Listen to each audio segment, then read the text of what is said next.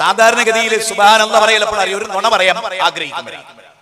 നിങ്ങൾ ഏത് പ്രഭാഷണത്തിൽ ഉസ്താദുമാർ, വലിയ ഉസ്താദുമാർ സുബ്ഹാനല്ലാഹ് എന്ന് പറഞ്ഞാൽ നിങ്ങൾ മനസ്സിലാക്കിക്കൊള്ളു അടുത്ത് പറയുമ്പോൾ ഒരു നുണയാണ്. ഞാൻ പരിശോധിച്ച് ഉറപ്പ് വരുത്തിയതിനു ശേഷം പറയുന്ന ഒരു ആരോപണമല്ല. നിങ്ങൾ പരിശോധിച്ചോ, സുബ്ഹാനല്ലാഹ് കുറച്ച് നീട്ടി ഉസ്താദുമാർ സ്റ്റേജ് എന്ന് പറഞ്ഞാൽ അടുത്തതൊരു നുണയാണ്. ഞാൻ ഈ പറയുന്നത് വെല്ലുവിളിയായി ഏറ്റെടുത്ത് നിങ്ങളൊന്ന് പരിശോധിച്ചോ, അടുത്തതൊരു നുണയാണ്. അല്ലാഹു അക്ബർ എന്ന് പറയുന്നതൊക്കെ എപ്പോഴായിരിക്കും? കാന്തപുര ഉസ്താദിനെ പുകഴ്ത്തുന്ന സമയത്തായിരിക്കും, അല്ലെങ്കിൽ ഒരു തങ്ങളെ പുകഴ്ത്തുന്ന സമയത്തായിരിക്കും. അല്ലാതെ അള്ളാഹ്വർക്ക് വലുതായിട്ടല്ല, ഉസ്താദ് വലുതാണ്. അവിടെ ഉസ്താദിനെ അക്ബർ ആക്കാൻ പറ്റാത്തതുകൊണ്ട് ഒരു അല്ലാഹു അക്ബർ. മനസ്സിലെന്താ ഉള്ളത്? ഉസ്താദാണ് രംഗത്തുള്ളത്. ഇതൊന്നും ഞാൻ വെറുതെ പറയണല്ല, നിങ്ങൾ ആ സമൂഹത്തെ പരിശോധിച്ചാൽ നിങ്ങൾക്ക് മനസ്സിലാവും. അതുകൊണ്ട് എന്താണ് ഖുർആൻ? ഖുർആനിന്റെ ഉള്ളടക്കത്തിലൂടെയുള്ള ഒരു യാത്ര. ഖുർആനിൽ, അതായത് ഇസ്ലാമിക പ്രബോധനം ഖുർആനിൽ എന്ന ടോപ്പിക്കിൽ നിന്നുകൊണ്ടാണ് ഞാൻ കുറച്ച് കാര്യങ്ങൾ നിങ്ങളുടെ ശ്രദ്ധയിൽ കൊണ്ടുവരുന്നത്. അതിലൊന്നാമതായി 40-ാം അധ്യായം സൂറത്ത് ഗാഫിറിലെ 41-ാമത്തെ വചനം. അധ്യായം 40 സൂറത്ത് മുഅ്മിൻ എന്ന അധ്യായത്തിന് പേരുണ്ട്. സൂറത്ത് ഗാഫിർ എന്നും ആ അധ്യായത്തിന് പേരുണ്ട്. 40-ാമത്തെ അധ്യായം, അതിൽ 41-ാമത്തെ വചനം. നമ്മൾ കുറെ ഖുർആന്റെ വചനത്തിലൂടെ കടന്നു പോവുകയാണ്, വേറൊന്നുമില്ല. നിങ്ങൾ ശരിക്കും ആലോചിച്ചാൽ മതി. കാരണം അള്ളാന്റെ ഖുർആൻ ഉദ്ധരിക്കുന്ന സദസ്സുകളുടെ എണ്ണം വളരെ കുറവാണ്. ഉസ്താദുമാർ എന്നെ പ്രസംഗിച്ചാൽ 2 മണിക്കൂർ പ്രസംഗിച്ച 1-2 അതും ഖുർആന്റെ പൂർണ്ണ രൂപം ഉണ്ടാവില്ല. ഒന്നുകിൽ തുടക്കം, അല്ലെങ്കിൽ മധ്യഭാഗം, അല്ലെങ്കിൽ അതിന്റെ അവസാന ഭാഗം, അങ്ങനെ ഉണ്ടാവും.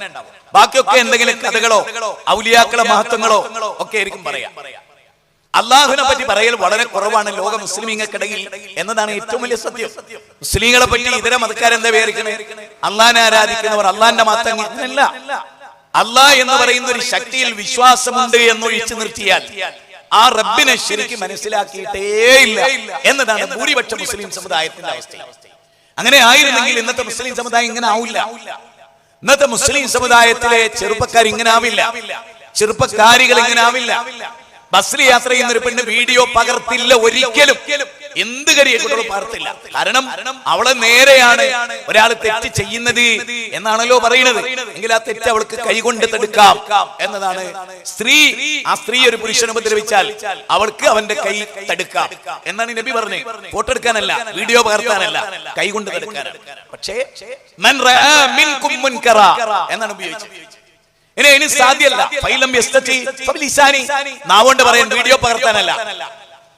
ആ തെറ്റ് കണ്ടാൽ ആ സ്പോട്ടിൽ ചെയ്യേണ്ട കാര്യത്തെ കുറിച്ചാ പറഞ്ഞു. പക്ഷേ അത് പഠിപ്പിക്കപ്പെട്ടിട്ടില്ല. എന്താന്ന് പറഞ്ഞു കൊടുത്തില്ല. അതിന് സമയം ഉസ്താദുമാർക്ക് ഉണ്ടാകാറില്ല. ഉസ്താദുമാര് ദർഗാ പൂജന്റെ അന്നാണ് പ്രസംഗിക്കുക. നേർച്ച, ആണ്ട്, ഇങ്ങനത്തെ തരത്തിലാണ് ഏറ്റവും കൂടുതൽ ഉസ്താദുമാര് പ്രസംഗിക്കുക. ബാക്കവിമാരും അല്ലെ അശ്വനിമാരും സഖാഫിമാരും ഒക്കെ പ്രസംഗിക്കുക ദർഗയുമായി ബന്ധപ്പെട്ടിടത്താണ്. ദർഗയിൽ നിന്നാണ് കേരള യാത്ര പോലും തുടങ്ങി.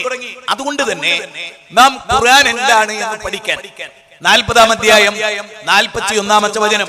വയാ ഖൗമി മാലി അദൂകും ഇലൻ നജാത്ത്. അല്ലാഹു സുബ്ഹാനഹു വ തആല പറയാൻ എന്ന് പറയുന്നത്, മാലി നോക്കൂ, എന്തൊരു അനുഭവമാണ്. അദൂകും, ഞാൻ നിങ്ങളെ നജാത്തിലേക്ക് ക്ഷണിക്കുന്നു. നിങ്ങൾ എന്നെ നരകത്തിലേക്ക് ക്ഷണിക്കുകയാണ്. ഞങ്ങൾ നിങ്ങളെ ക്ഷണിക്കുന്നത് സ്വർഗത്തിലേക്കാണ്, നജാത്തിലേക്കാണ്, ജന്നത്തിലേക്കാണ്. വല്ലാഹു യദഉ ഇലാ ദാരിസ്സലാം. 10-ാം അധ്യായം സൂറത്ത് യൂനുസ് 25-ാമത്തെ വചനമാണ്. ഇവിടെ ഒരു പ്രവാചകന്റെ വാക്കായി പറയാൻ, എന്റെ ജനങ്ങളെ, എനിക്ക് എന്തൊരു അനുഭവം അല്ലെങ്കിൽ എന്തൊരു വിരോധാഭാസമാണ്. ഞാൻ നിങ്ങളെ നജാത്തിലേക്ക് ക്ഷണിക്കുന്നു, വിജയത്തിലേക്ക് ക്ഷണിക്കുന്നു. പക്ഷേ നിങ്ങൾ എന്നെ നരകത്തിലേക്ക് ക്ഷണിക്കുന്നു. നരകത്തിലേക്ക് ക്ഷണിക്കുന്നവരുമുണ്ട്, സ്വർഗത്തിലേക്ക് ക്ഷണിക്കുന്നവരുമുണ്ട്. നേതൃത്വത്തെ കുറിച്ച് പറയാം. ഒരു സംഘടനയുടെ നേതൃത്വത്തെ കുറിച്ച് പറയുന്നിടത്ത് അല്ലാഹു പറയുന്ന ഒരു വാചകമുണ്ട്. സൂറത്ത് ഖസസിലാണ്, 28-ാം അധ്യായമാണ് സൂറത്ത് ഖസസ്. അതേപോലെ തന്നെ അതിന്റെ 41-ാമത്തെ വചനം. നേരത്തെ വചനം 40-ലെ 41 ഇത് 28-ലെ 41. വല്ലാത്തൊരു സാമ്യതയാണ്. വചനത്തിന്റെ നമ്പർ പോലും കറക്റ്റ് ആണ്. എന്താണ്? വജഅൽനാഹും അയിമ്മത്തൻ യദഊന ഇലന്നാർ. നരകത്തിലേക്ക് ക്ഷണിക്കുന്ന നേതാക്കന്മാരാക്കി അവരെ മാറ്റിയിരിക്കുന്നു. അപ്പൊ നരകത്തിലേക്ക് ക്ഷണിക്കുന്ന നേതാക്കന്മാരുണ്ട്.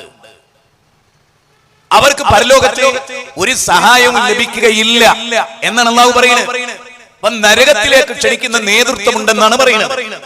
ആ നേതൃത്വത്തിന്റെ ലക്ഷണം എന്താണ്? അത് വിവരിക്കുന്ന ഒരു അധ്യായമാണ് സൂറത്ത് നൂഹ്. സൂറത്ത് നൂഹിൽ നൂഹ് നബി പറയുന്നുണ്ട്, അവരവരെ നരകത്തിലേക്കാണ് ക്ഷണിക്കുന്നത്.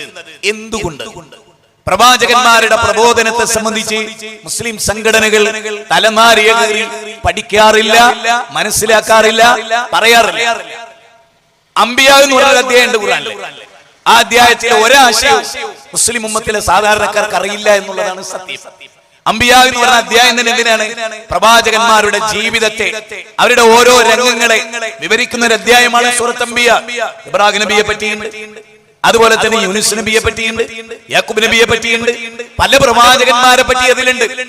18 പ്രവാചകന്മാരുടെ പേരെടുത്തു പറഞ്ഞ് 6-ാമത്തെ അധ്യായം സൂറത്ത് അൻആമിൽ എന്ന് പറയുന്നത് അവർ ഹിദായത്തിലാണ്, അവർ നിങ്ങളുടെ റോൾ മോഡലാണ്, അവരെ നിങ്ങൾ പിൻപറ്റേണ്ടതുണ്ട് എന്ന് റബ്ബ് സുബ്ഹാനഹു വ തആല സൂറത്ത് അൻആമിലൂടെ പഠിപ്പിക്കുകയാണ്. പക്ഷേ അതൊന്നും ശ്രദ്ധിക്കില്ല. ഉസ്താദ് പറയുന്നു, ഉസ്താദ് പറഞ്ഞതനുസരിക്കുന്നു. ആ ഉസ്താദ് എവിടുന്ന പറയുന്നത്? ആ ഉസ്താദിന്റെ ഉസ്താദ് പഠിപ്പിച്ചതാണ്, ആ ഉസ്താദിന്റെ ഉസ്താദ് പഠിപ്പിച്ചതാണ്. അല്ലാതെ ഒരു സാധാരണ സമസ്തയിൽപ്പെട്ട ഒരാളും ഖുർആനിൽ എന്താ ഉള്ളത്, സുന്നത്തിൽ എന്താ ഉള്ളത് നോക്കാറേയില്ല. നോക്കിയവരല്ല, എനിക്ക് ഉറപ്പുണ്ട്. ഞാൻ എത്രയോ സദസ്സിൽ ഈ ഭാഗത്ത് ഞാൻ ഒരുപാട് പ്രസംഗിച്ചിട്ടുണ്ട്. പുത്തനത്താണി നിന്ന കാലത്ത് ഇവിടെയൊക്കെ അത്തിപ്പറ്റ അറിയാലോ, എന്റെ മുണ്ട് പിടിച്ചു വലിച്ചതും മൊയിലിയാർ ഊരിക്കൊണ്ടുപോയതും ഒക്കെ നിങ്ങൾക്കറിയാം അല്ലേ? ആ കാലത്താണ് സംസ്ഥയിലെ മദ്രസയിലെ കുട്ടികളുമായി ബന്ധപ്പെട്ട് അവരോട് ഞാൻ ചില പരാമർശങ്ങൾ നടത്തുന്നത്.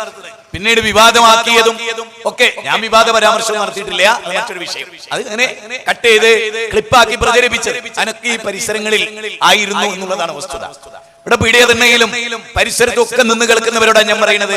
ഇപ്പൊ നമ്മുടെ അഖില റമദാൻ ഇവിടെ ചർച്ച ചെയ്തു, അള്ളാഹുമായി കണ്ടുമുട്ടുന്നത് പറഞ്ഞു, നരകത്തെ കുറിച്ച് പറഞ്ഞു, സ്വർഗത്തെ കുറിച്ച് പറഞ്ഞു, നോമ്പുകാരന്റെ ആനന്ദത്തെ കുറിച്ച് പറഞ്ഞു.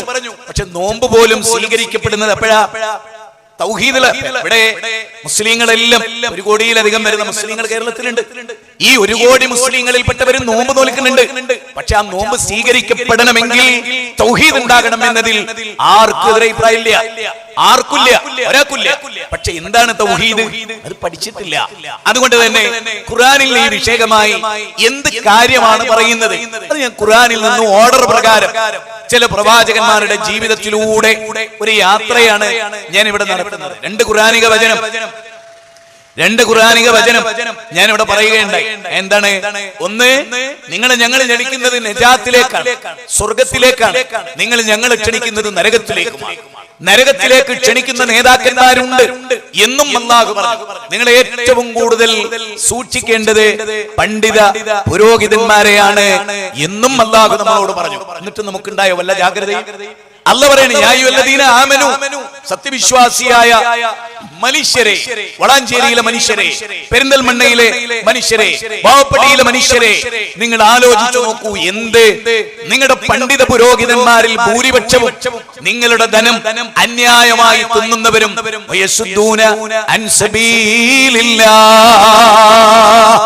അള്ളാന്റെ മാർഗത്തിൽ നിന്ന് നിങ്ങളെ വഴിതെറ്റിക്കുന്നവരുമാണ്. അള്ളാന്റെ മാർഗത്തിൽ നിന്ന് വഴിതെറ്റിച്ചാലല്ലാതെ ഒരിക്കലും നടക്കില്ല. അപ്പൊ ഞങ്ങള് മുജാഹിദുകളോട് എല്ലാവരും ചോദിച്ചേ, ഞങ്ങളെ സംബന്ധിച്ചോട് ഒരു കണ്ണൂക്ക് നടത്തി. ഇവരോട് ആരോടെങ്കിലും ഞങ്ങൾ 10 റുപ്യ വാങ്ങൽ നോക്കിയേ? നബിദിനത്തിന്റെ പേരിൽ ഒരു 10 റുപ്യ ഞങ്ങൾ ഉണ്ടാക്കുന്നു നോക്കിയേ? ഞങ്ങൾ സാധാരണ ഇങ്ങനെ പരിപാടി വെച്ചാൽ ഒരു പിരിവ് നടത്തും. എന്തിന്? ഈ സൗണ്ട് സിസ്റ്റത്തിന് മുബാറക്ക് പൈസ കൊടുക്കണം. ഇത്തരം മണിക്കൂർ ഈ സിസ്റ്റം ഒക്കെ വെച്ച് ലൈറ്റൊക്കെ സംഘടിപ്പിച്ച് സ്റ്റേജൊക്കെ കിട്ടിയാൽ ഓൽക്ക് കൊടുക്കണം.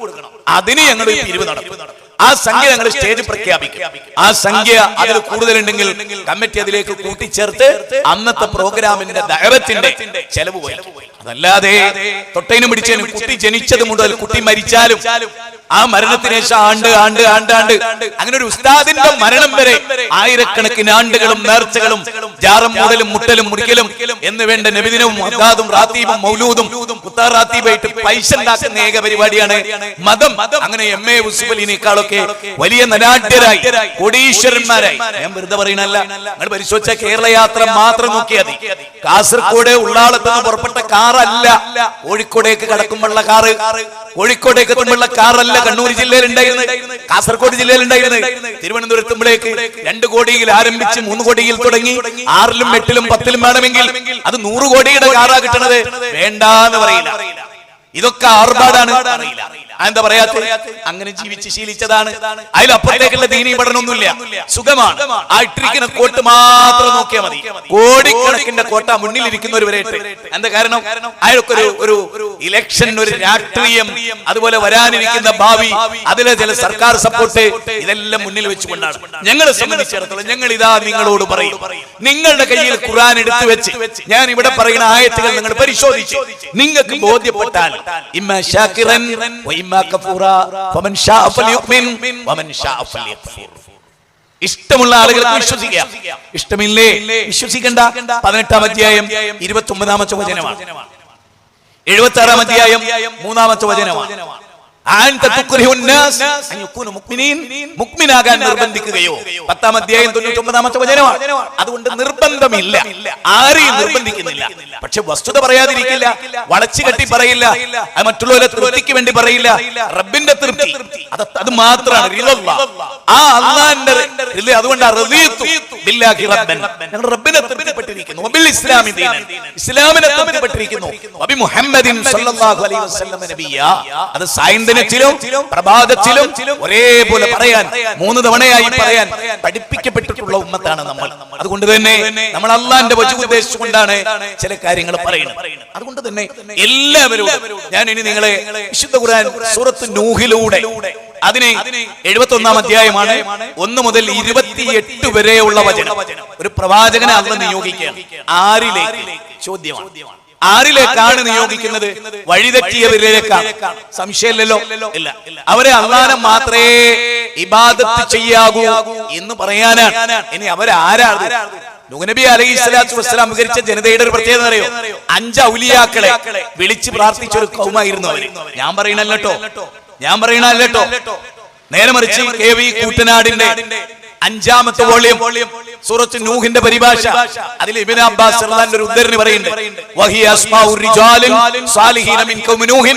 നൂഹ് നബിയുടെ കാലഘട്ടത്തിലെ സാലിഹീങ്ങളായ, സാലിഹീങ്ങൾ എന്ന ബിംബത്തെ പറ്റിയല്ലോ സുഹൃത്തുക്കളെ.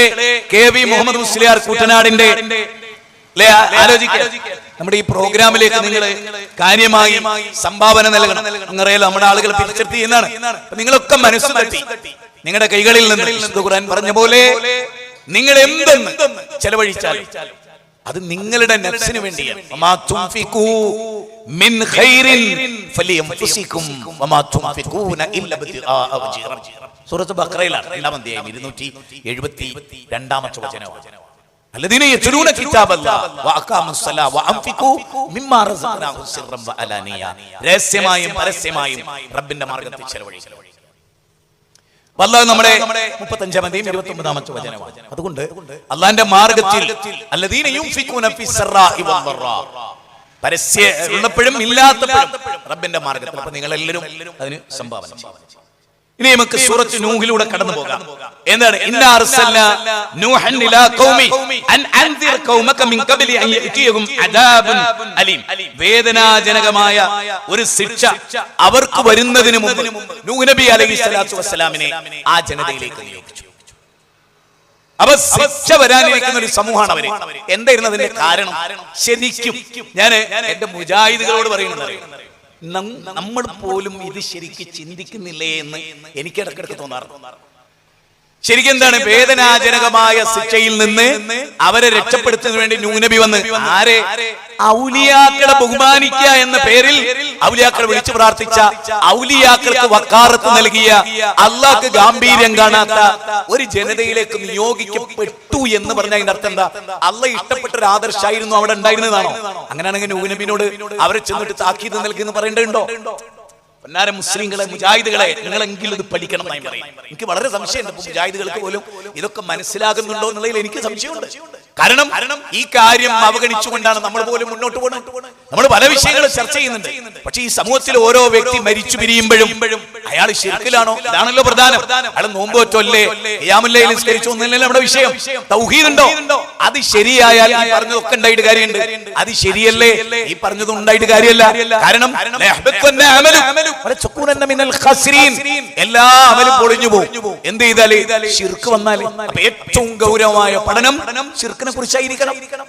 സൂറത്ത് നൂഹിൽ എന്താ പറയുന്നത്? ഞാൻ നിങ്ങളിലേക്കുള്ള വ്യക്തമായ താക്കീതുകാരനാണ്. നിങ്ങൾ അല്ലാഹുവിനെ ഇബാദത്ത് ചെയ്യുക. എന്റെ ചോദ്യം ഇത്രയേ ഉള്ളൂ. 5 ഔലിയാക്കളെ ഉറപ്പാണല്ലോ ഇബ്നു അബ്ബാസ് റളിയല്ലാഹു മുജാഹിദ് അല്ലല്ലോ എന്ന് പറഞ്ഞാൽ ഈ നൂറ്റാണ്ടിൽ ജനിച്ച നിങ്ങൾ വഹാബി എന്ന് പറയുന്ന ഒരു മുജാഹിദ് അല്ലല്ലോ. ഫല്ലല്ലാഹുൽ മുജാഹിദീന അലൽ ഖായിദീന ദർജ. അത് അദ്ദേഹമായിരുന്നു. ഒറിജിനൽ മുജാഹിദ് ആയിരുന്നു ഇബ്നു അബ്ബാസ്. ഞാൻ പറയുന്നത് പ്രാസ്ഥാനികമായി ഇന്ന് നമ്മൾ പറയുന്ന ഒരു KNMന്റെ പ്രസിഡന്റോ സെക്രട്ടറിയോ ഒന്നും ആയിരുന്നില്ലല്ലോ ഇബ്നു അബ്ബാസ് റളിയല്ലാഹു.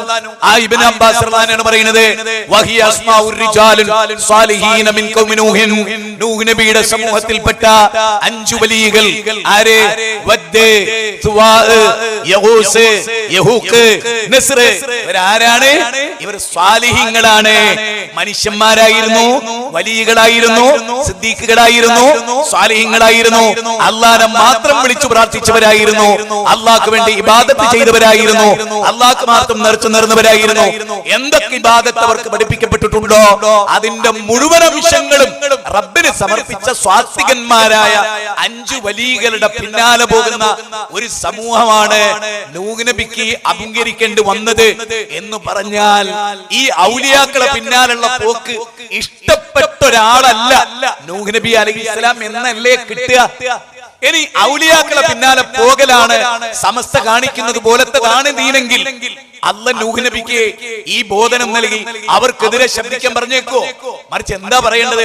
നൂഹേ ചെന്ന് പറയണം 5 ഔലിയാക്കളുടെ രൂപമുണ്ടാക്കി മജാലിസിഹില്ലത്തി കാനു യജ്ലിസുന അലൈഹ, അതിന്റെ ചുറ്റിലും ഇരുന്ന് അവരുടെ അവതാരങ്ങൾ വാഴ്ത്തുന്നത് അതാട്ടോ ദീന്, അതാട്ടോ ഇസ്ലാം, അതൊന്നുകൂടി പറഞ്ഞു ഉറപ്പിച്ചു കളയൂ, മുന്നോട്ട് പോയിക്കോളൂ എന്നാണല്ലോ നൂഹ് നബി പറയേണ്ടത്. ഇനി എങ്ങനെ അതിനെ പറയേണ്ടത് എനിക്കറിയില്ലട്ടോ. ഞാൻ എന്റെ ചങ്കിന്റെ ഉള്ളിൽ എടുത്ത് പറയാ. ശരിക്കും സമസ്തയുടെ വിശ്വാസം ലോകത്ത് പ്രത്യക്ഷപ്പെട്ടു നൂഹ് നബിയുടെ കാലത്ത്. എന്റെ അഭിപ്രായത്തിൽ നൂഹ് നബിയുടെ കാലത്ത് സമസ്തയുണ്ട്. അത് 100 കൊല്ലൊന്നുമല്ല. നൂഹ് നബിയുടെ കാലത്തുള്ള ഒരു പ്രസ്ഥാന സമസ്ത, അതിന് കിട്ടിയ അംഗീകാര. പക്ഷെ അത് ശിർക്കിന്റെ കൂടാരായി. അന്ന് വഹാബിസമുണ്ട്. അതിന്റെ ഒന്നാമത്തെ ആള് നൂഹ് അലൈഹിസ്സലാമായിരുന്നു. ഇതാണ് എന്റെ കാഴ്ചപ്പാട്. കാരണം മുജാഹിദ് പ്രസ്ഥാനം പ്രതിദാനം ചെയ്യുന്ന ആശയം എന്തോ നൂഹ് നബിന്റെ കൂടെയുള്ളത്. എന്താ അങ്ങനെ വന്നത്? സമസ്തക്കാർ ചിന്തിക്കേണ്ടതാണ്. ഞങ്ങൾക്ക് ബേജാറില്ല, ഞങ്ങൾക്ക് സന്തോഷമേ ഉള്ളൂ. കാരണം ഞങ്ങൾ പറയുന്നതാണ് നൂഹ് നബി അലൈഹിസ്സലാമിനെ ഞങ്ങൾ കാണുന്നത്. അഥവാ നൂഹ് നബി പറഞ്ഞതേ ഞങ്ങൾ ഈ വിഷയത്തിൽ പറയുന്നുള്ളൂ എന്നർത്ഥം. നിങ്ങളൊക്കെ വിചാരിക്കും, ഇവിടെ ഇരിക്കുന്നവരൊക്കെ വിചാരിക്കും ഇതൊക്കെ ഞങ്ങൾക്ക് അറിയാന്നല്ലേ. നിങ്ങൾക്കറിയാം, ഞാൻ കഴിഞ്ഞ കുറച്ച് ദിവസമായിട്ട് ഭയങ്കര നിർവൃതിയില്ല. ഞാൻ കഴിഞ്ഞ ആഴ്ചകളിലൊക്കെ ചെയ്ത മുഴുവൻ പ്രസംഗങ്ങളും ഓരോ ദിവസവും ഹിദായത്ത് കിട്ടുന്ന ആളുകൾ എന്നെ വിളിക്കാറുണ്ട്. മോലെ ഞാൻ ഇന്നലെ വരെ എന്നെ വിളിച്ചിട്ടുണ്ട്. ഇന്നൊരാൾ ഞങ്ങൾ കഴിഞ്ഞ ആഴ്ച വരെ ആ പ്രസംഗം കേട്ടപ്പോൾ ഞങ്ങളൊന്ന് ചിന്തിച്ചു നോക്കിയത്. എനിക്ക് ഉറപ്പ്, ഞാൻ ഈ പറയുന്ന ഓരോ പോയിന്റും ക്ലിക്ക് ചെയ്യുന്നത് ഇവിടെ ആയിരിക്കില്ല. ഇതിപ്പോ വളാഞ്ചേരി 2-2.5 കിലോമീറ്റർ പോകുന്ന ഒരു സ്ഥലം ഇത്, ബാവുപ്പടി എന്ന് പറയുന്ന സ്ഥലം.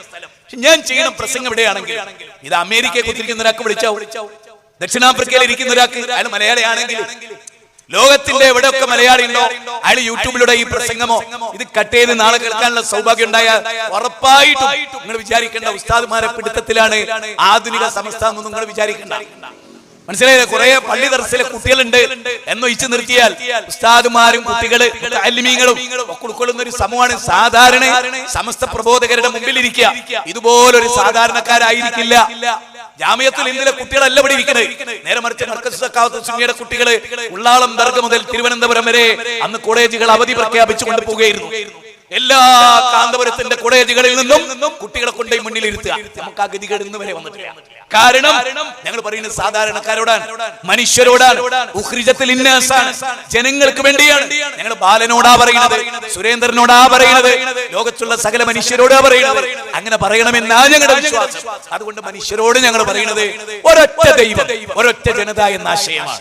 ഏകം സദ്ബഹുതാ വിപ്രാവദന്തി യോ ദേവാനാം നാമധാ ഏകേവ ഓം സദേ സമസ്തേ സർവലോകാശ്രയായ. സർവലോകങ്ങളുടെയും തമ്പുരാൻ ഏകനായ പടച്ചവനാണ് എന്ന് ഞങ്ങൾ ലോകത്തോട് പറയുന്നത്. അതാണ് ഞങ്ങളുടെ വിശ്വാസവും ഞങ്ങളുടെ ചിന്തയും. അതുകൊണ്ട് തന്നെ ഇവിടെ അദ്ദേഹം പറയുന്നത് എന്താണ്? അല്ലാഹുവിനെ മാത്രമേ ഇബാദത്ത് ചെയ്യാവൂ. എന്നിട്ട് അദ്ദേഹം അവരോട് ചോദിക്കുന്ന ചോദ്യം എന്താ? ആ ഭാഗത്തേക്ക് വരാം വേഗത്തിൽ. എന്നിട്ട് അദ്ദേഹത്തിന്റെ പ്രസംഗം അവർ ചെവിക്കൊണ്ടില്ല. ആര് എന്തേ ചെവിക്കൊള്ളാതിരുന്നത്? 5 ഔലിയാക്കൾക്കെതിരെ ശബ്ദിച്ചുകൊണ്ടാണ് നൂഹ് നബി അലൈഹി സ്വലാത്തു വസ്സലാം വരുന്നത്. ഔലിയാക്കൾക്കെതിരെ ശബ്ദിക്കുക എന്ന് പറഞ്ഞാൽ അള്ളാന്റെ ഒറിജിനൽ ഔലിയാക്കളെ ഇകഴ്ത്തുകയോ അല്ലെങ്കിൽ അവർക്കെതിരെ ശബ്ദിക്കുകയല്ല. ആ 5 ഔലിയാക്കളുടെ പിന്നാലെ പോയവരെ, ആ 5 ഔലിയാക്കളെ ഇലാഹാക്കി മാറ്റിയവർക്കെതിരെ ശബ്ദിച്ചുകൊണ്ടാണ് കടന്നു വന്നത്. ഈ പോയിന്റ് ശരിക്കും ഓർക്കണം. അല്ലാതെ ഔലിയാക്കൾക്കെതിരെ അവരെ ചീത്ത പറഞ്ഞും അവരെ ബഹുമാനിക്കാതെയും കടന്നു വന്നു എന്ന അർത്ഥത്തിലല്ല. ശരിക്കും മനസ്സിലാക്കിക്കൊള്ളണം. ഞാൻ ഇങ്ങനെ ക്ലാരിറ്റി വരുത്തുന്നറിയോ, എവിടെ വെച്ചാണ് ക്ലിപ്പ് കട്ട് ചെയ്യാന്നറിയാത്തതുകൊണ്ട് എവിടൊക്കെയാണ് ഇത് പൂരിപ്പിച്ചു കൊടുക്കേണ്ടതെന്ന് ശ്വാസം മുട്ടുന്ന ഒരു അവസ്ഥയും കൂടിയാണ്. അതുകൊണ്ടാണ് ഈ പിട്ടുതേങ്ങ പോലെ ഇക്കാര്യത്തെ ക്ലാരിറ്റി വരുത്തി പോണത്. അതുകൊണ്ട് ചിന്തിക്കുക, നൂഹ് അലൈഹിസ്സലാത്തു വസ്സലാം സമസ്തക്കാരനായിരുന്നുവെങ്കിൽ അതാണ് സ്വർഗത്തിലേക്കുള്ള വഴിയെങ്കിൽ ഈ 5 ഔലിയാക്കളുടെ പിന്നാലെ പോയവരുടെ കൂടെ അവരുടെ നേതാവായി നിൽക്കുകയാണല്ലോ വേണ്ടത്. മറിച്ച് അവരുടെ നേതാക്കന്മാരും നൂഹ് നബിയും തമ്മിൽ ഏറ്റുമുട്ടുകയാണ്. ഇതെന്തുകൊണ്ട് വന്നു? ഞാൻ കുട്ടിക്കാലത്ത് ഈ സൂറത്ത് നൂഹ് വായിച്ച ആളാണ്. എന്റെ അപ്പൻ എന്നോട് വായിക്കാൻ പറഞ്ഞു, ഞാൻ വായിച്ചു. മോനെ ഖുർആൻ പഠിക്കണം എന്ന് പറഞ്ഞിട്ട് ഞങ്ങളെ പഠിപ്പിച്ചു. 7 മക്കളെയും ഖുർആൻ വായിക്കാൻ പഠിപ്പിച്ചു. അതിൽ ആശയങ്ങൾ എന്താന്ന് പറഞ്ഞു തന്നു. ഞങ്ങൾ അതിലൂടെ തന്നെ ജീവിച്ചപ്പോ ഈ കാര്യങ്ങളെ വസ്തുതാപരമായി വിലയിരുത്താനുള്ള അവസരം ഉണ്ടായി. അതുകൊണ്ടാണ് ഞാൻ പറയുന്നു, സമസ്തയിലെ ഒരു ഉസ്താദ് സൂറത്ത് നൂഹ് ഇവിടെ വന്നിട്ട് പ്രസംഗിച്ചാൽ ഞങ്ങൾ പറയുന്ന പണിയെടുക്കും. കാന്തപുരത്ത് നിങ്ങൾ വിളിക്കാൻ വരില്ല, പേരോട് നിങ്ങൾക്ക് വരില്ല. സൂറത്ത് നൂഹ് വിവരിക്കാനും അതിന്റെ തഫ്സീർ നിങ്ങൾക്ക് പറഞ്ഞു തരാനും അതിൽ ഇബ്നു അബ്ബാസിന്റെ റിപ്പോർട്ട് പറയാനും അവരൊരിക്കലും തയ്യാറാവില്ല. എന്തുകൊണ്ടെന്നാൽ സമസ്ത കൂടാരത്തിന്റെ ആണിക്കല്ല് അടിച്ചൊടക്കണ പരിപാടിയാണ് സൂറത്ത് നൂഹ് എന്ന അധ്യായം. അതുകൊണ്ട് അത് സമസ്തക്കാർക്ക് ഒരിക്കലും ഇഷ്ടാവില്ല. കാരണം അവിടെ മാത്രം എന്നൊരാശയത്തെ വെക്കുന്നുണ്ട്. മാത്രം എന്നത് സമസ്തക്കാർക്ക് ഇഷ്ടമില്ലാത്തതാണ്. അതുകൊണ്ടാണ് മുസ്തഫ അൽ ഫൈസി ഖുർആൻ പരിഭാഷ എഴുതിയപ്പോ ഇയ്യാക നഅ്ബുദു, നിന്നെ മാത്രം എന്ന മാത്രം അദ്ദേഹം ഉപേക്ഷിച്ചത് ഞാൻ വെറുതെ പറയല്ലോ, ഒരു ആരോപണമല്ലല്ലോ. അദ്ദേഹത്തിന്റെ പരിഭാഷയിൽ ആ മാത്രമില്ല. നിന്നെ മാത്രം എന്നതെടുത്ത് നിന്നെ ഞങ്ങൾ ഇബാദത്ത് ചെയ്യുന്നു, നിന്നോട് സഹായം തേടുന്നു. എന്തേ മാത്രം ഒഴിവാക്കി? അവർക്കറിയാം നിന്നെ മാത്രം എന്ന് പറഞ്ഞാൽ അല്ലാത്തവരെയും ആരാധിക്കുന്നുണ്ടെന്ന് അയാൾക്കറിയാം. അതൊരു തരം സത്യസന്ധതയും കൂടിയാണ്. അതൊരു തരം സത്യസന്ധതയും കൂടിയാണ്. കാരണം മാത്രം എന്ന് പറഞ്ഞാൽ അതിനനുസരിച്ച് ജീവിക്കാൻ കഴിയില്ലെന്ന് അയാൾക്കറിയാം. അതാണ് അബൂജഹലും തിരിച്ചറിഞ്ഞ്. മാത്രം എന്ന് വന്നാൽ പിന്നെ ഇബ്രാഹിം നബിയെ രക്ഷിക്കണേ എന്ന് പറയാൻ പറ്റില്ല, ഇസ്മായിൽ നബിയെ രക്ഷിക്കണേ എന്ന് പറയാൻ പറ്റില്ല, മമ്പർതങ്ങളെ കാക്കണേ എന്ന് പറയാൻ പറ്റില്ല എന്നവർക്ക്. അതുകൊണ്ടാണ്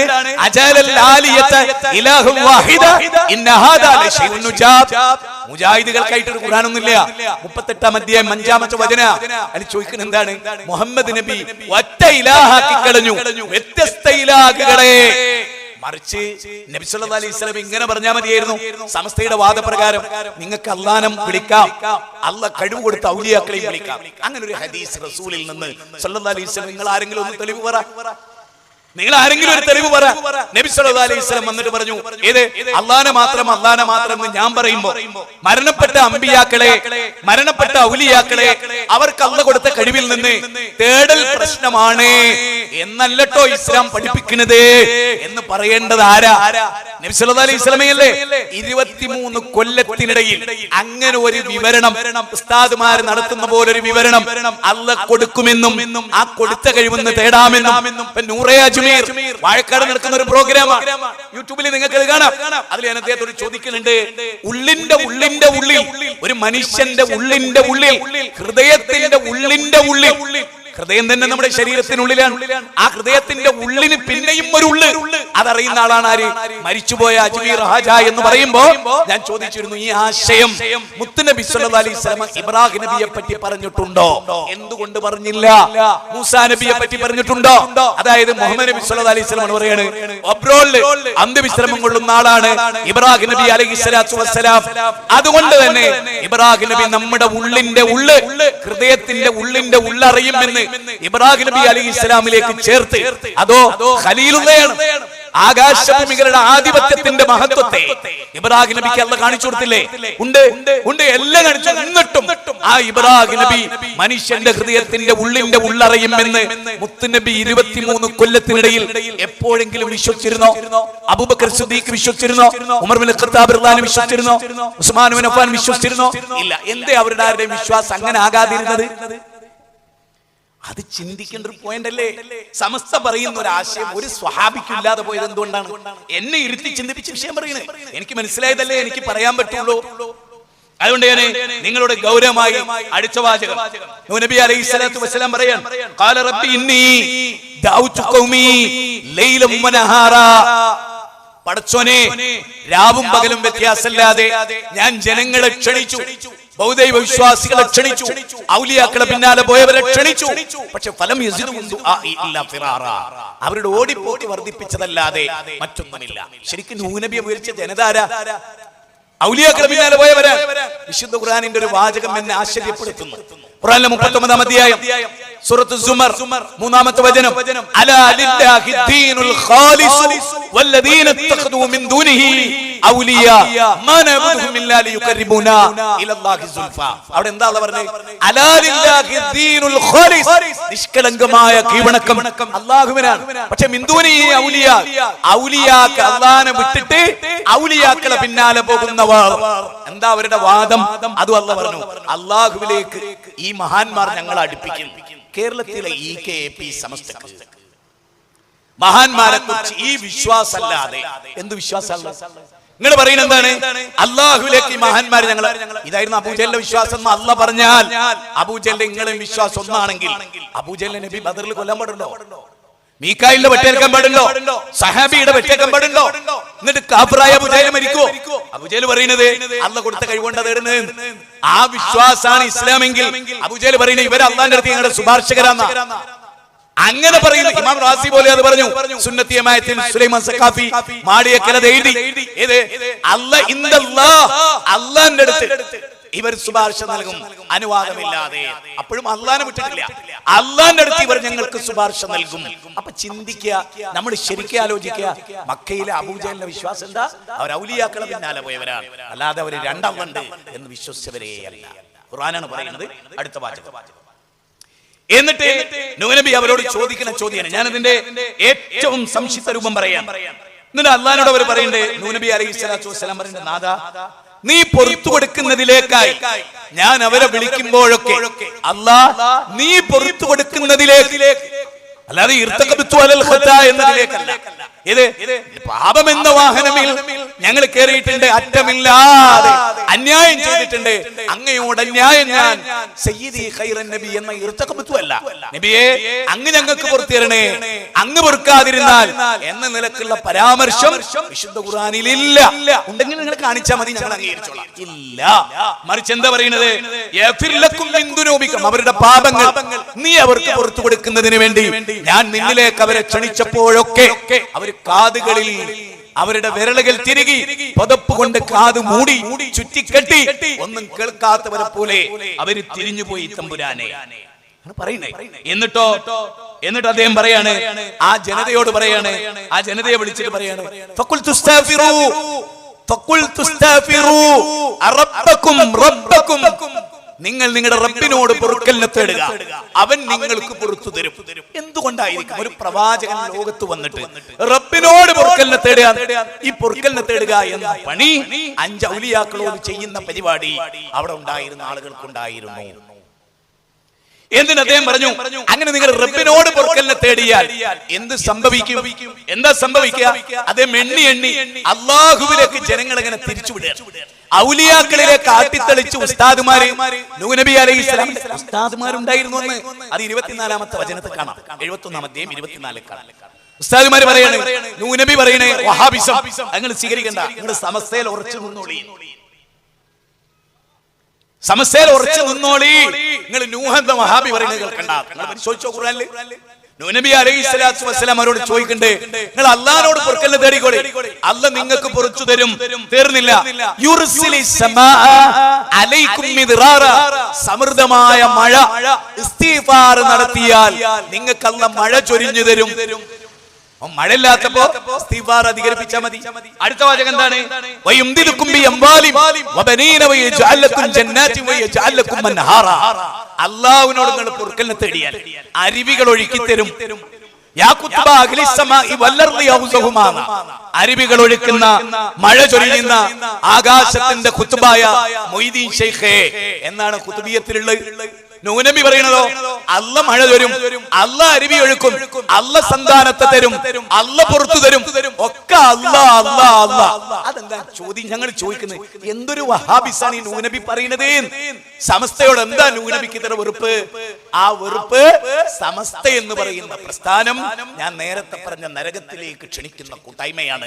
ഇത് ഇങ്ങനെ പറയാൻ പലരും ധൈര്യം കാണിക്കാത്തതിന്റെ ഒരു പ്രശ്നം കേരള മുസ്ലിം സമുദായത്തിലെ സംഘടനകൾക്കുണ്ട് എന്ന് വിശ്വസിക്കുന്നു ഒരാളാണ് ഞാൻ. ദീർഘിച്ച ഭാഗം പറയുന്നില്ല, സത്യസന്ധമായി ഞാൻ ഉറങ്ങാത്ത ദിവസങ്ങളാണ്. ഓർത്തോർത്ത് ഇങ്ങനെ കിടക്കും. ആയിരക്കണക്കിന് ആളുകളുടെ ഫോൺ കോള് അറ്റൻഡ് ചെയ്യുന്ന ഒരു മനുഷ്യനാ ഞാൻ. എന്നെ വിളിക്കാത്ത തെറികളില്ല. എന്തിന്റെ പേരിൽ?